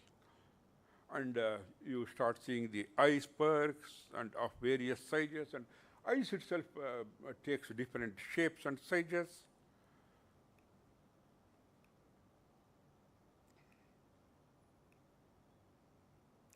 And slowly, the more ice, your speed reduces, and you know that the destination is nearing. When helicopters are taken out and assembled, they are taken out from the deck. They were inside the deck, and therefore we are nearing our destination. You keep going as long as you can go, and yes, you are always curious to see the seals and penguins. Yeah, we could see a few seals on the way past. They were seen 1 or 2 at a time, and they were really unmindful of the big ship that passed alongside. They are really very thick-skinned, and you can know how hard you feel when you are completely ignored. They just don't care. Okay. And the scene around is fast. It changes so fast, and it is difficult to. So much is there to grasp and inhale the beauty and what you are seeing around. But things change so fast, and by the time you observe what you have seen, there is another beautiful thing to see. That's why I told many things of marvel happen this way in life. Before you could grasp and enjoy, the process is over. Yeah, you can. Also, when you are making the journey, you go to the back side of the ship, you look back, you can see the path through which you traveled. What a beautiful feeling to look behind and see the traces of the path you have traversed. A lone penguin, and as you can see here in the picture, whether it is the seal or the penguin, they all perfectly match with the continent, whereas you are the alien. So somehow you don't match there, you don't belong there. That feeling, you definitely get it. And Murthy, myself, and also the other person is a medical doctor from Indo-Tibetan Border Police. Yeah, you can't go any further, and therefore you go, and finally stop. Yeah, this is where we stop. And finally, from this location, we go by batches by helicopter to Maitri Station. As you could see there were 2 helicopters. In addition to the pilot, 3 or 4 people can go there at a time, and therefore it took about 3 to 4 days it takes for all to be shifted to Maitri Station. And as you could see here,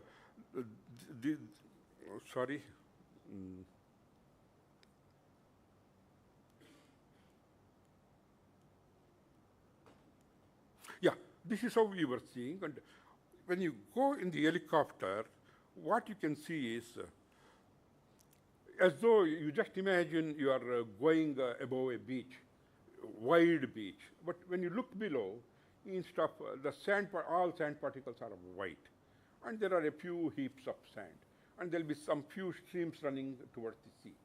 That is how the entire scenario looks. And now I come to we are reaching the Maitri Station. Therefore, I am telling you about the Maitri Station. And 98% had permanent cover-up ice. There is 2% which doesn't have permanent cover-up ice, Antarctic surface. You saw Dakshin Gangotri being buried in ice within 3-4 years. Based on that experience, we thought that our next station should not have those problems. Therefore, it is built in this area of 2% where we don't have permanent cover-up ice. You can see in the next picture, and we call that a Schirmacher oasis, as you can see here. And this Schirmacher oasis is roughly around 4.5 kilometers length and 2.5 kilometers in width. And from above, the region looks like a rocky area protruding out of the icy continent. This is the Shirmakar Oasis, where you have the Maitri station. You can see in this center, the Maitri station. And 1988, this site was selected, and about 100 kilometers from the sea, from the shore, 117 meters above mean sea level, and the location 70.3 degrees south and 11.7 degrees east. And from 89 onwards, our scientists have been going there. This is the different pictures of the Maitri station. This is the main entrance to the Maitri station. And initial days at Maitri, you really need a few days to get adjusted to the location. And what you see, the left bottom, that is the pipeline for drinking purposes, a freshwater pipeline taken from the lake. We have named it as Priyadarshini Lake in memory of Srimati Indira Gandhi. And this pipeline is, the location from where you draw the water is heated locally, and this pipeline is completely insulated and continuously heated, so that even in winter you have uninterrupted freshwater supply to the station. And these are all the small huts where those who go in summer, we stay there. Two of us can stay in each hut, completely heated inside. Even then it will be very, very cold. You will have so many layers of clothing, including the winter bag which they give you. And also, Dr. Prabhakar can think of, to start with, you can have hutments like this made out of prefabricated panels. This one idea of SCRC, how you can, to start with, you can see how summer, even in summer the temperature will be always minus. Only if you are very, very lucky, it may be -2 or 0, and very rarely you should be lucky to have +1 or +2. Yeah, and it is hard, life is hard. As you can see in the bottom left figure is Mr. Veerbhadraya from Engineers India Limited.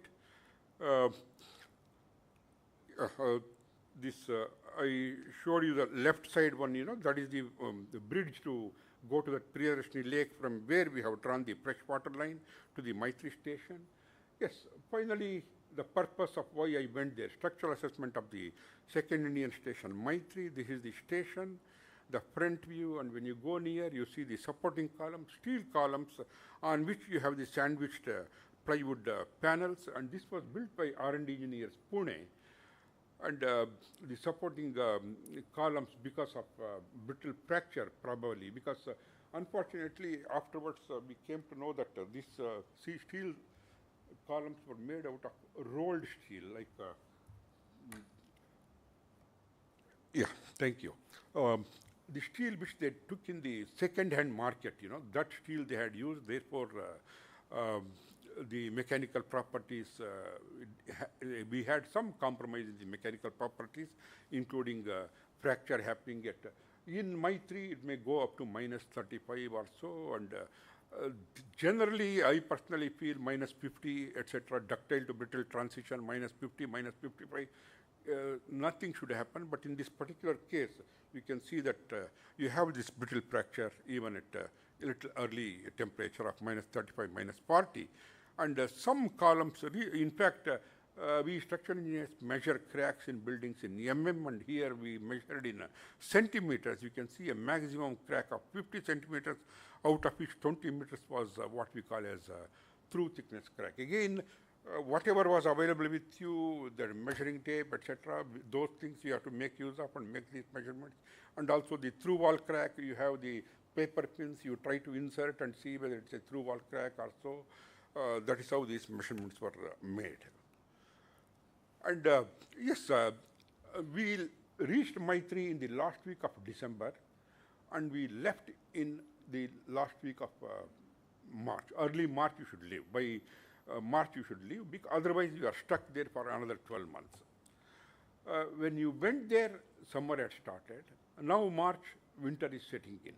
Therefore, slowly the area around your station, that changes. Just the previous day, all these streams were running, and suddenly the next day everything is dry.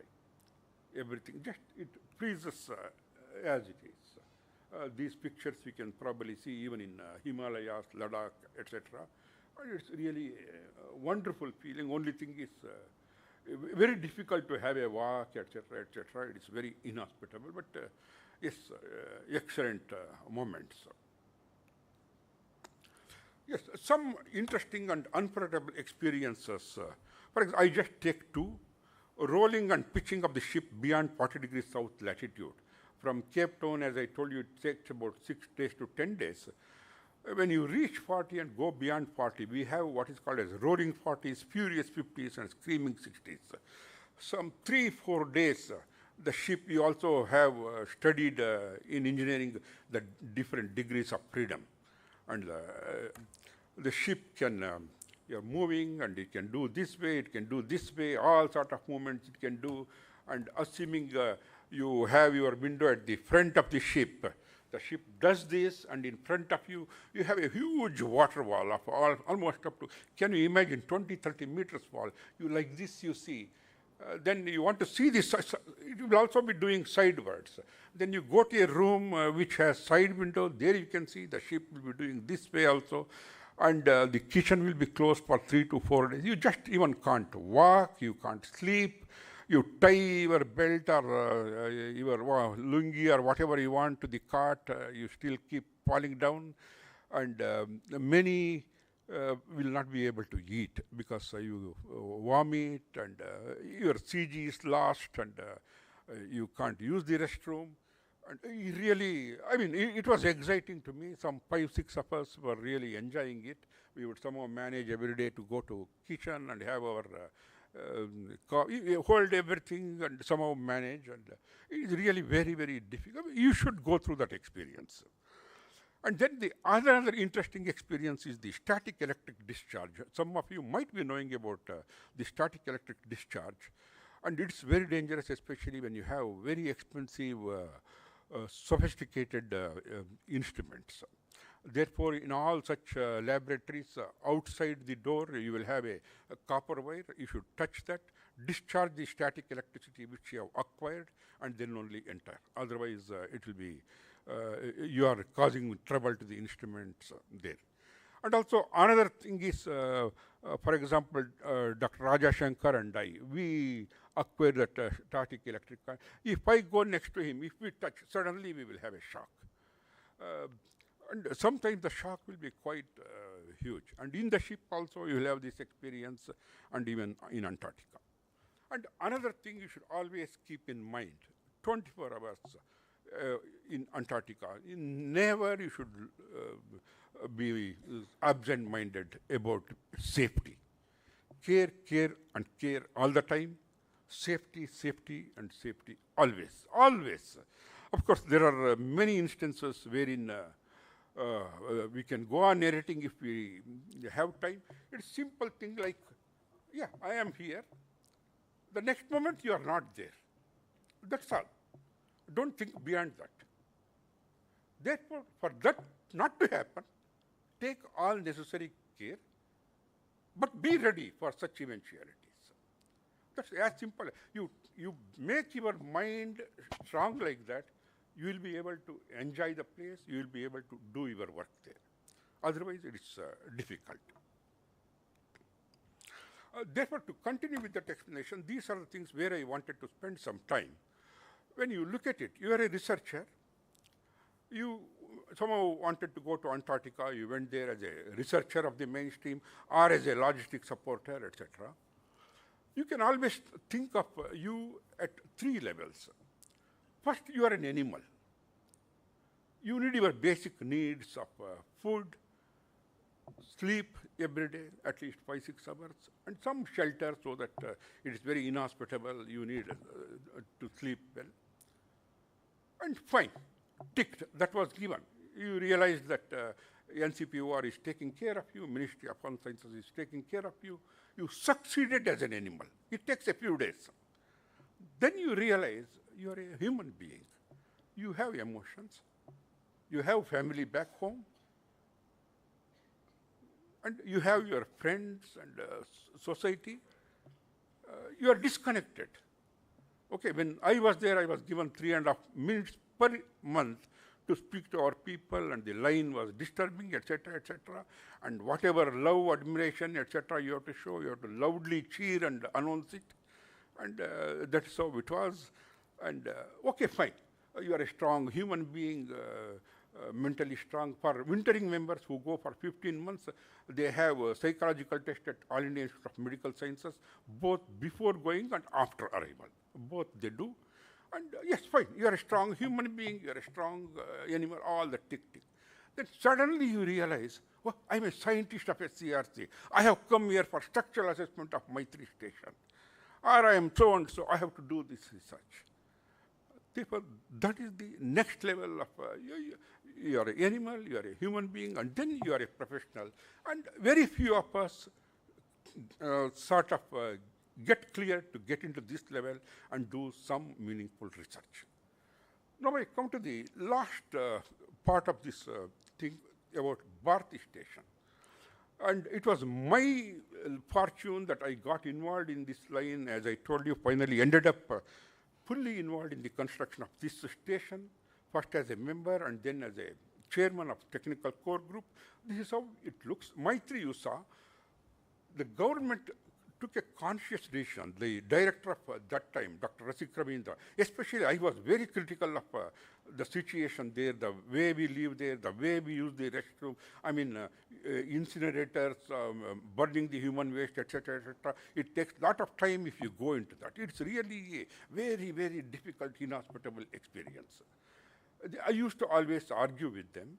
Then we decided we should make life more comfortable for our scientists so that more scientists get attracted to go to Antarctica. Therefore, this Bharati station is almost like a 3-star hotel. The facilities are really 3-star hotel class. And we started with an estimation of 350 crores Indian rupees and ended up spending 650 crores on this. And just to break the monotony, yeah, another video.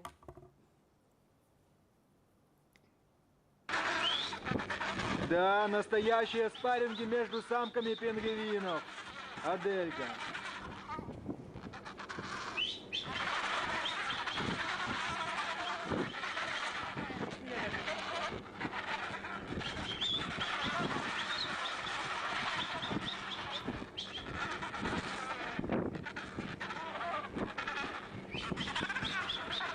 You can fast forward it, go to the last portion, little before last.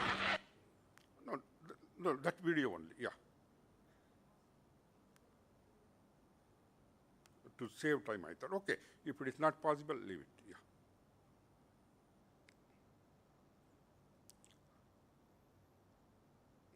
Leave it, no problem. You play that, yeah.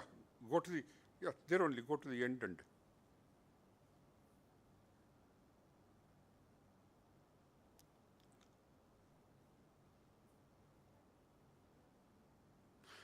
Leave it. We will go to. We keep moving forward. Sorry for that want of time. And Larseman Hills again 69.4 degrees south and 76.2 degrees east. And also we have some politics also involved, which you cannot tell openly. Over years, India wants to spread out its bases in Antarctica. Therefore, this is in the East Antarctica, and I will show you another map where we have the stations. In addition to whatever you saw, the research topics, etc., etc., Antarctica has a lot of mineral wealth. Our nation also is collecting data, and therefore much of it is classified, and we will not be knowing those data. And that is another reason, untold story of why most of the nations go to Antarctica.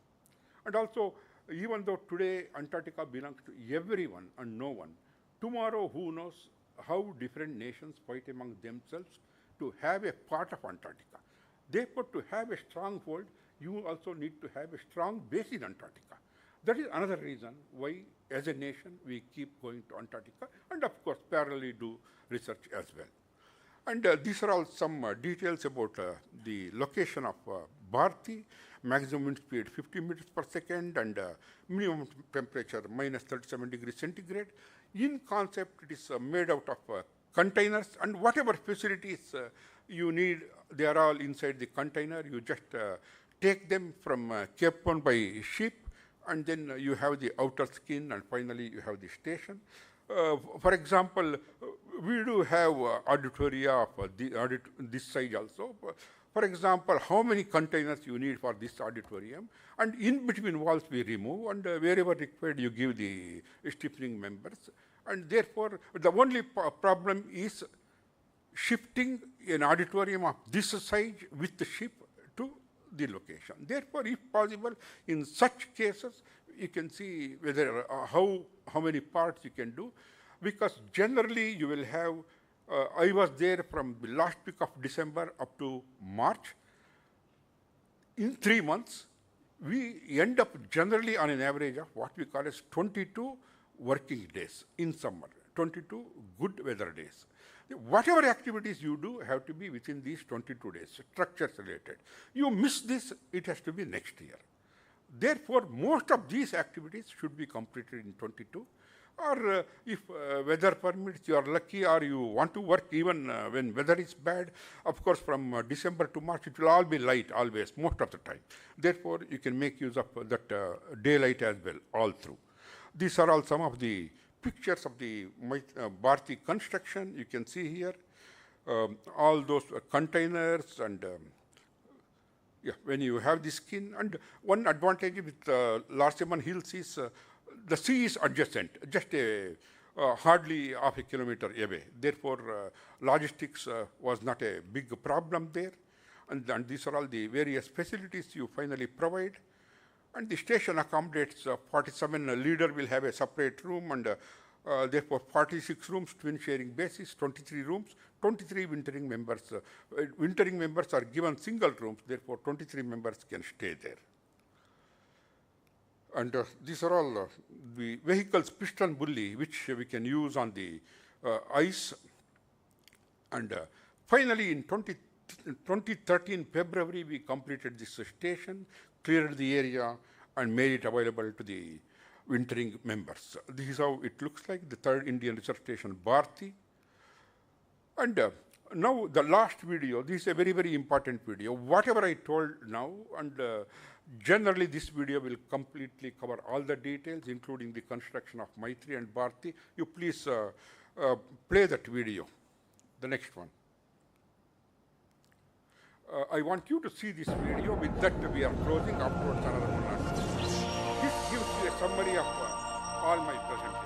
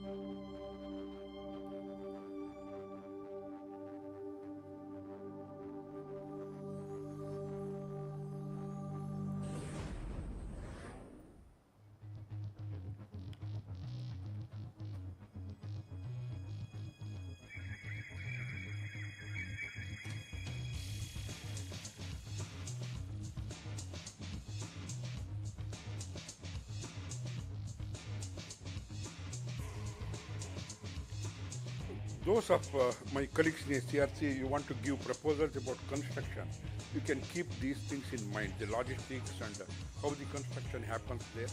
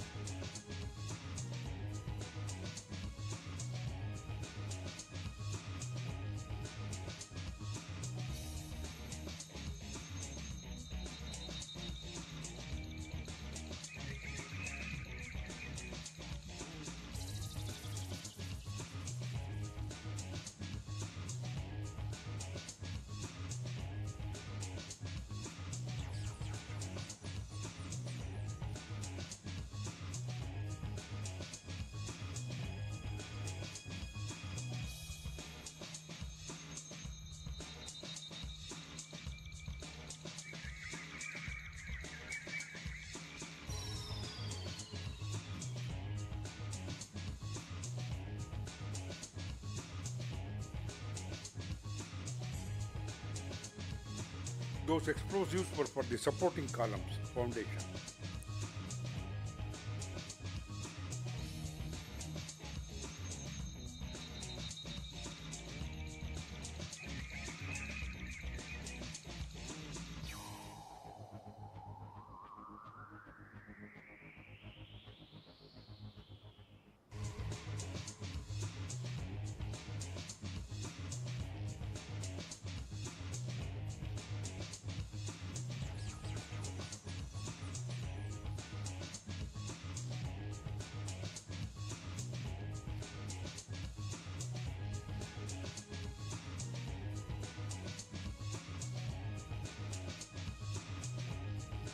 This is another area I was talking of. I will show in another slide also.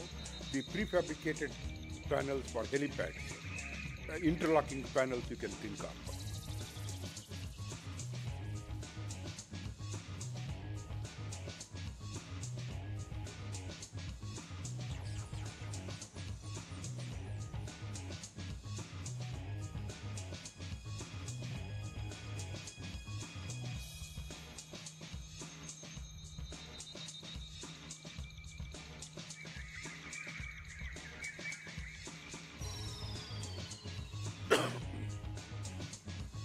These are all the supporting columns. Some concreting was involved there. Locally heat.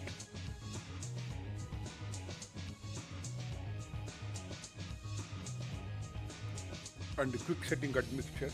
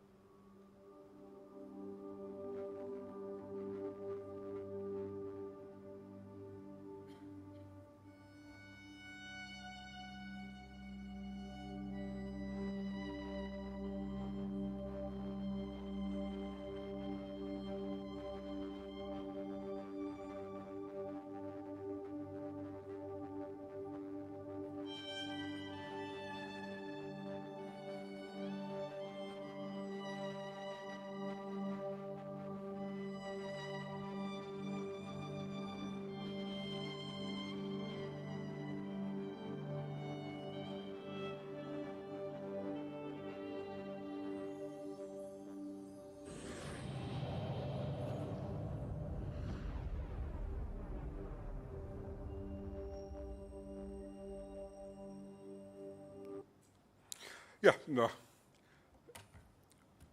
Fine, you get attracted and you want to visit Antarctica. If not as an expedition member, you can go even as a tourist. And today, this is about 3 months old, therefore around 14 lakhs it costs from some place in Argentina. You go from South American side, which is very near. You may not go to the mainland Antarctica, but they will circumnavigate Antarctica. They will take good care of you in the ship. They will show the various faces of Antarctica around the continent Antarctica. Therefore, some of you can even think of this. And one important slide I wanted to show you. Now we are in May, next June. Now it's real winter there, and June is the, what happened?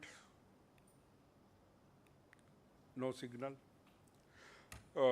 We have a midwinter day in June.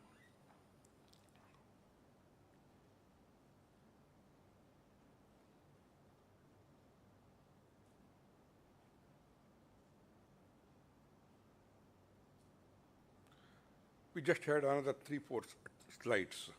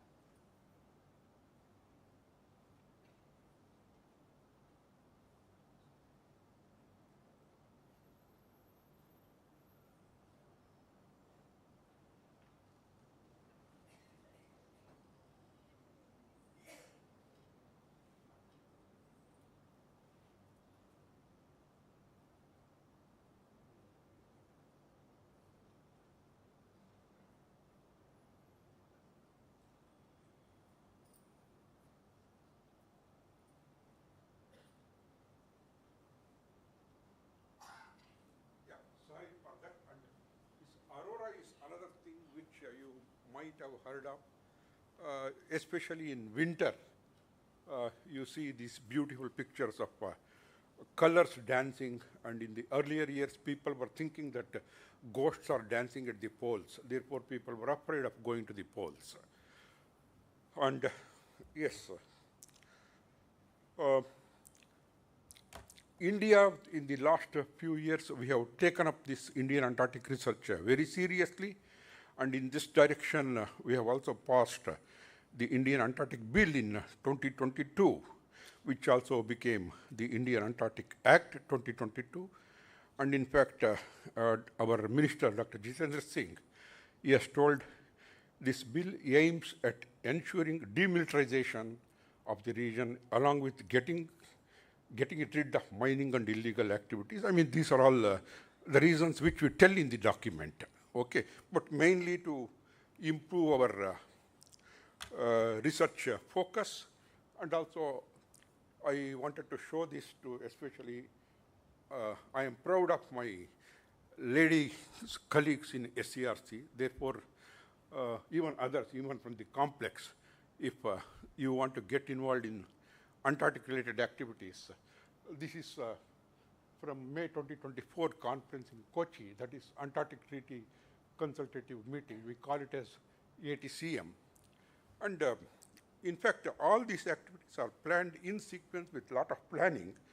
The activities sequence, like for example, I told you Indian Antarctic Bill, July 22, then Act, August 22, then 2024 we had ATCM. Therefore, we wanted this bill to be passed much before ATCM. We did that.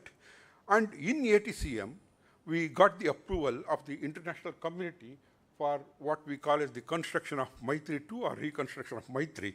Therefore, afterwards, we formed the Board of Assessors for the next research station. We started that in last June 2024. And the technical consultant has been decided. And anytime soon, we may take up the construction of the next station also. And here, I'm sorry I don't have the pointers. There you can see here on the top, you have Dakshin Gangotri and Maitri. And right side, you have Bharti. And you can, as you can see here, most of the stations are around the coast because it is easy, or a little interior. It's very difficult to get inside the harsh continent. Only, for example, the South Pole, we have the Amundsen base of USA, like very few, USA, China, Russia, Australia, these people dare to go a little interior. Most of our stations are along the periphery. And to sum up, when you see all these things, when you think of your experiences in life, for some of us, unforgettable experience, it can be that moment, or those days, or for us, a few months or years.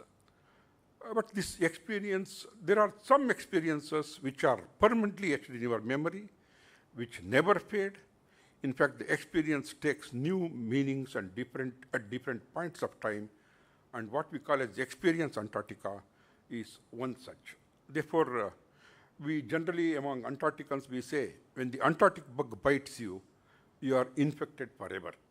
Okay, you will always be talking of Antarctica, Antarctica, Antarctica, like that. Once an Antarctican, always an Antarctican. And for those youngsters here, we have a lot of attractive schemes for students. You can always Google search and find that. And to sum up, when you saw all this presentation and the video, etc., what we actually see in Antarctica? What is Antarctica? Some of us see science there. Some of us see beauty and wonder of nature. Some see the raw power, especially in blizzards. You should see how powerful nature is. Horror and ghastliness of nature. I was stuck in one of those small cottages which you saw, 3-4 days. You just cannot come out till the weather calms down, blizzard stops. Some see love and romance, that also happens there. Some see loneliness, deadly silence. Some see purity, solitude, and poetry. And some see the meaning of potent nature And some of us also see the smallness and helplessness of you. It's all how one sees and one feels. Some see the spiritual teachings of nature in Antarctica. Science deals with the material and spirituality deals with the spirit. Antarctica is a material for some and spirit for some. Or for some of us, it can be both a material and spirit. Therefore, the lessons for the person in you, this is how I look at it.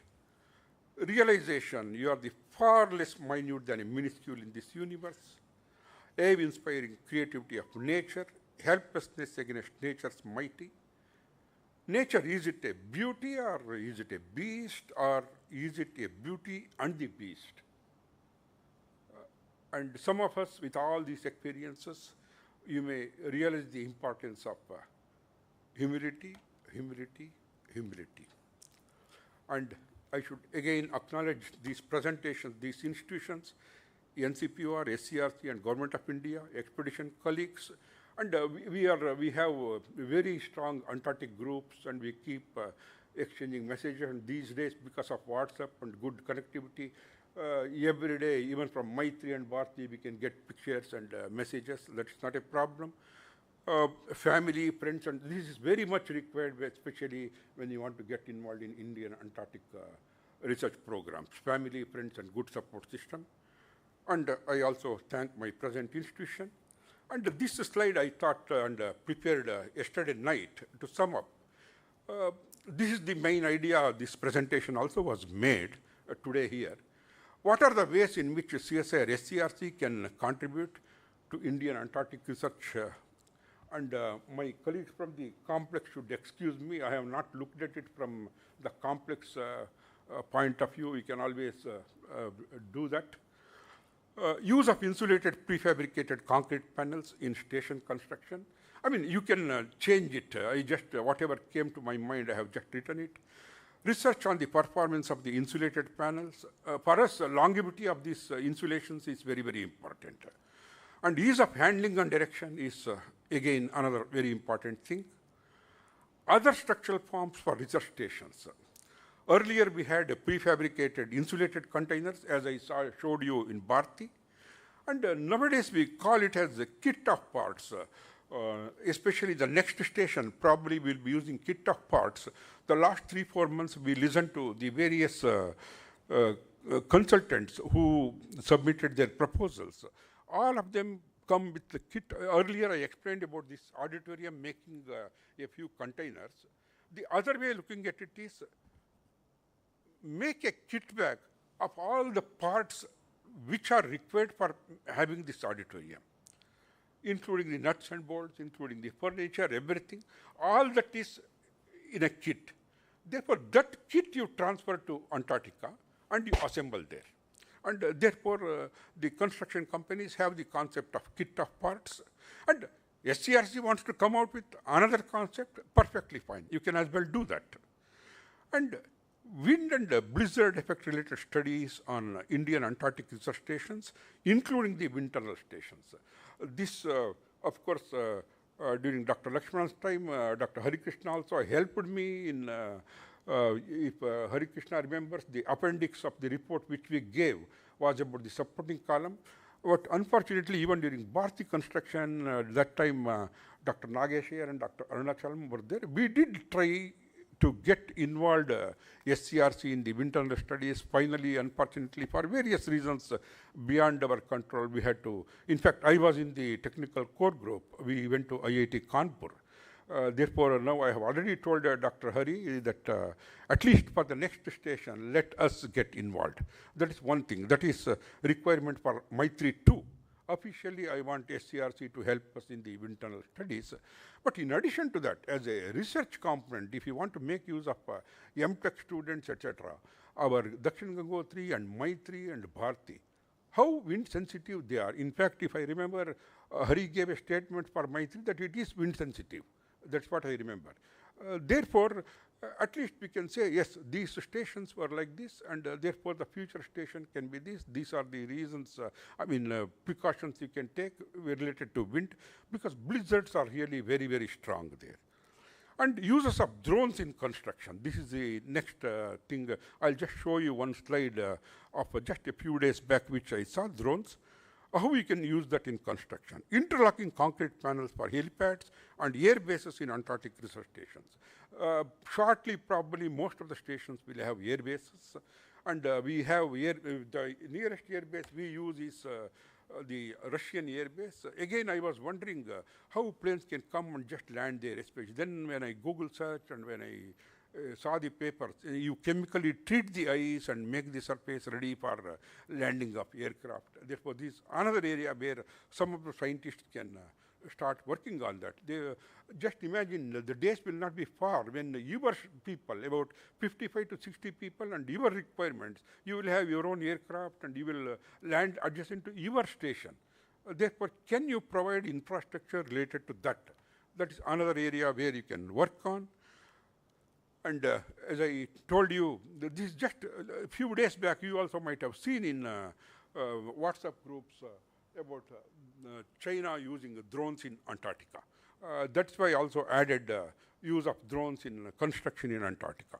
Therefore, you can imagine and think of other ways wherein such things can be done.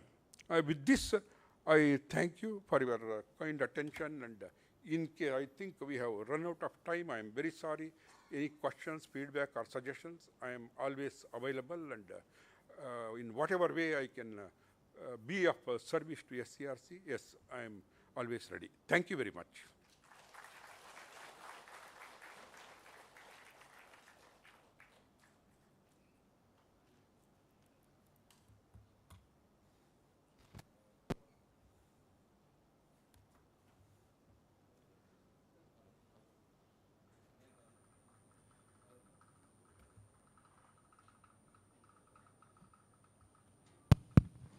Hello. Sir, really it is very interesting speech, and we could see.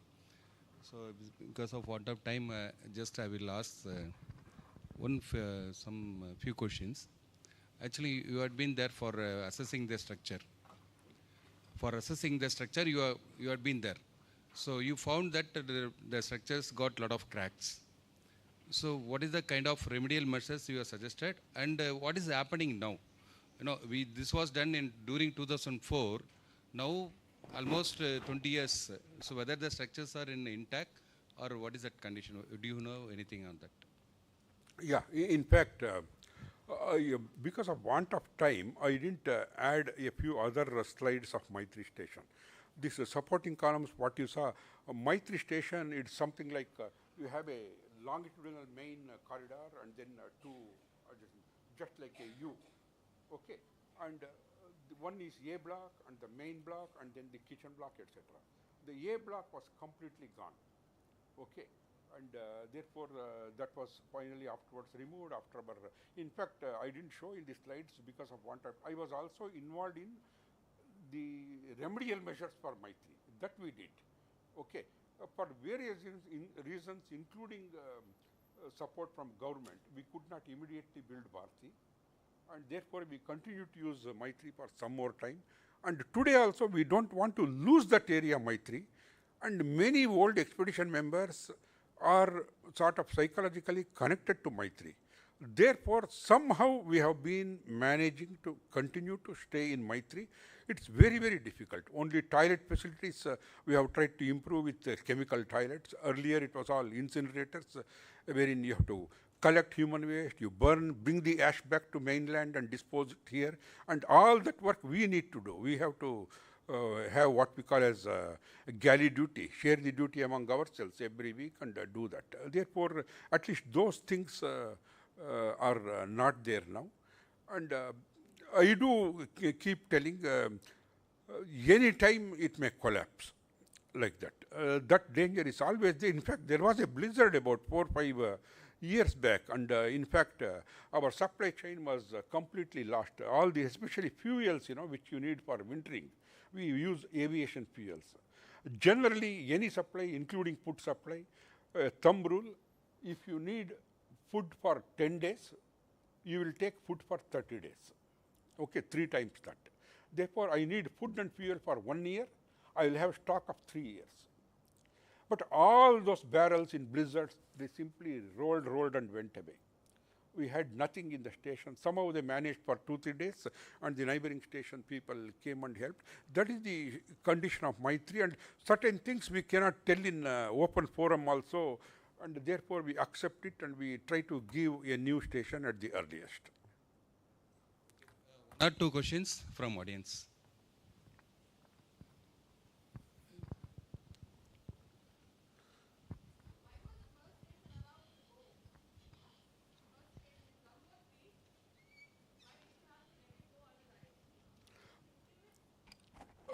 There was nothing you could do, like as I told you, you see, 98% of the Antarctic continent, we have permanent cover of ice, what we call as continental shelf ice. And that was the beginning of our journey. And the first station, it was just adjacent to what we call as the India Bay. We thought, let our station be here. And we first put the station there.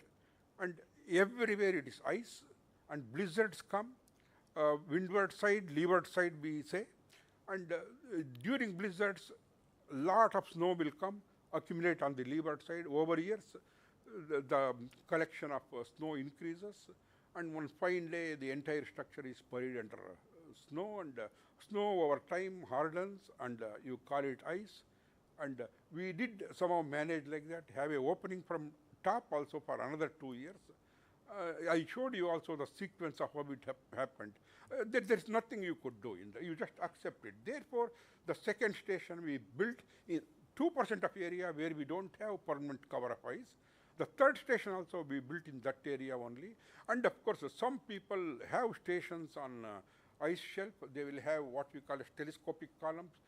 As with the ice level coming up, we will also keep increasing the supporting column length like that. Or some people, even for Maitri 2 also we had that proposal. You can move the station on supporting columns. Even that also they do these days. But that is a learning experience which you could not avoid. Yeah.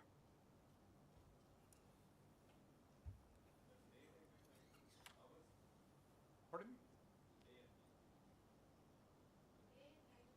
Day and night. You see, yeah, excellent. Thank you.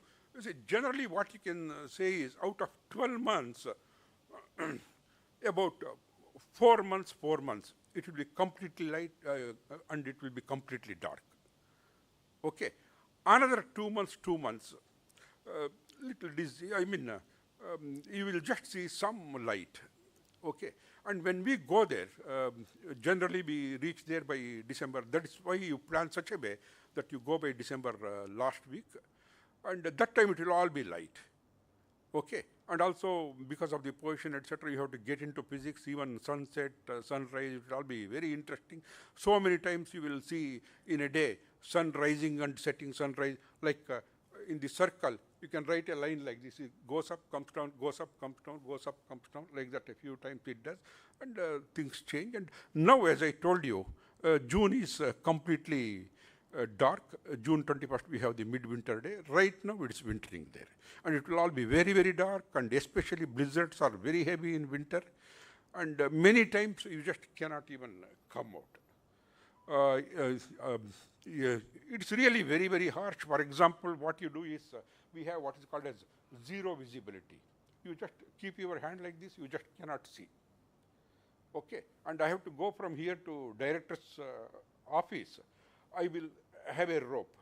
This first rope goes from auditorium to director's office. The next rope goes from auditorium to canteen. Like that, we use the rope and go. And generally, the thumb rule is you should never be alone. You should be in a group of 3, 4, and all these things you have. Winter, it is really tough. Yeah, thank you.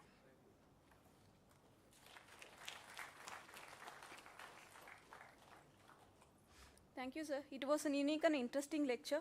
The presentation was indeed a feast to the eyes as well as the brain. And once again, thank you for sharing your memorable experience with us.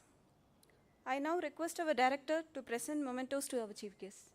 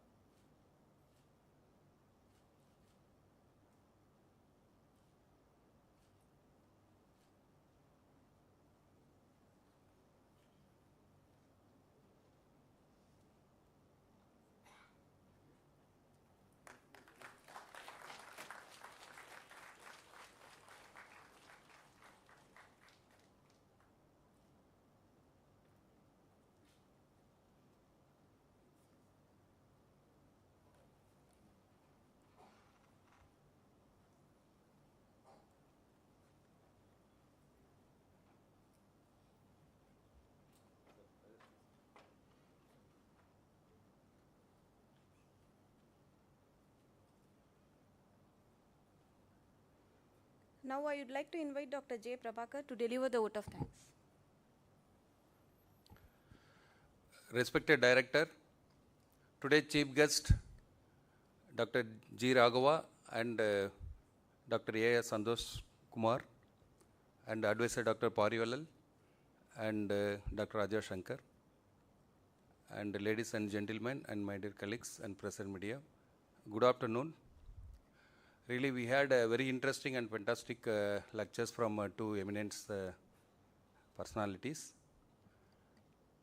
They have taken us, to particularly Dr. Raghava, he has taken us to Antarctica. I think I felt that I landed in Antarctica. So that kind of feeling, he brought in. Really, he has made everyone to look and do something to Antarctica. Maybe in summer in other field of area. And coming to Dr. Santosh Kumar, he has touched upon the file integrity. So he has started with the design and also the choose of materials and what are the causes the corrosion is happening and how it can be prevented and how it can be assessed to control or to come out with a kind of repair methodology. So both lectures are very interesting, and because of want of time, so we are unable to, we are restricted to ask many questions. Really it is interesting, and I thank Dr. Santosh Kumarji for accepting our invitation to present the very interesting lecture. I thank you very much, sir.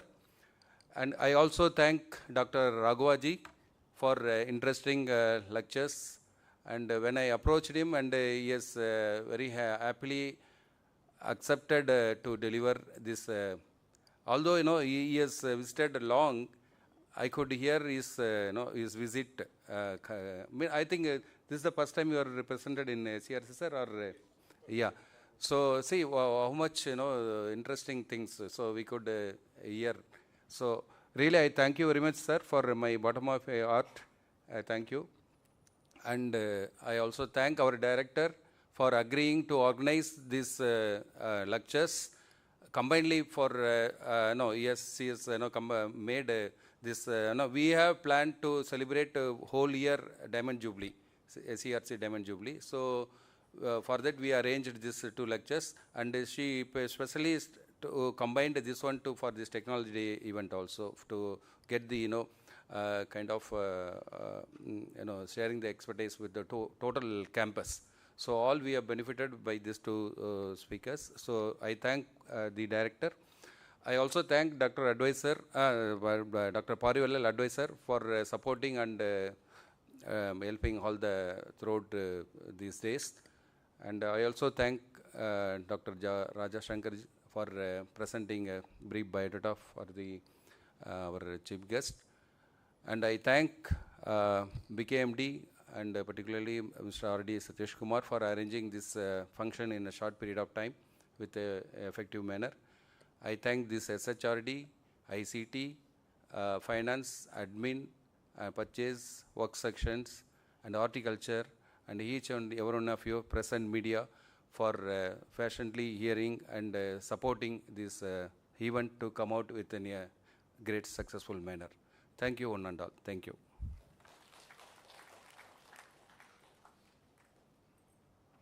This brings us to the end of the National Technology Day function. Let us rise for the national anthem.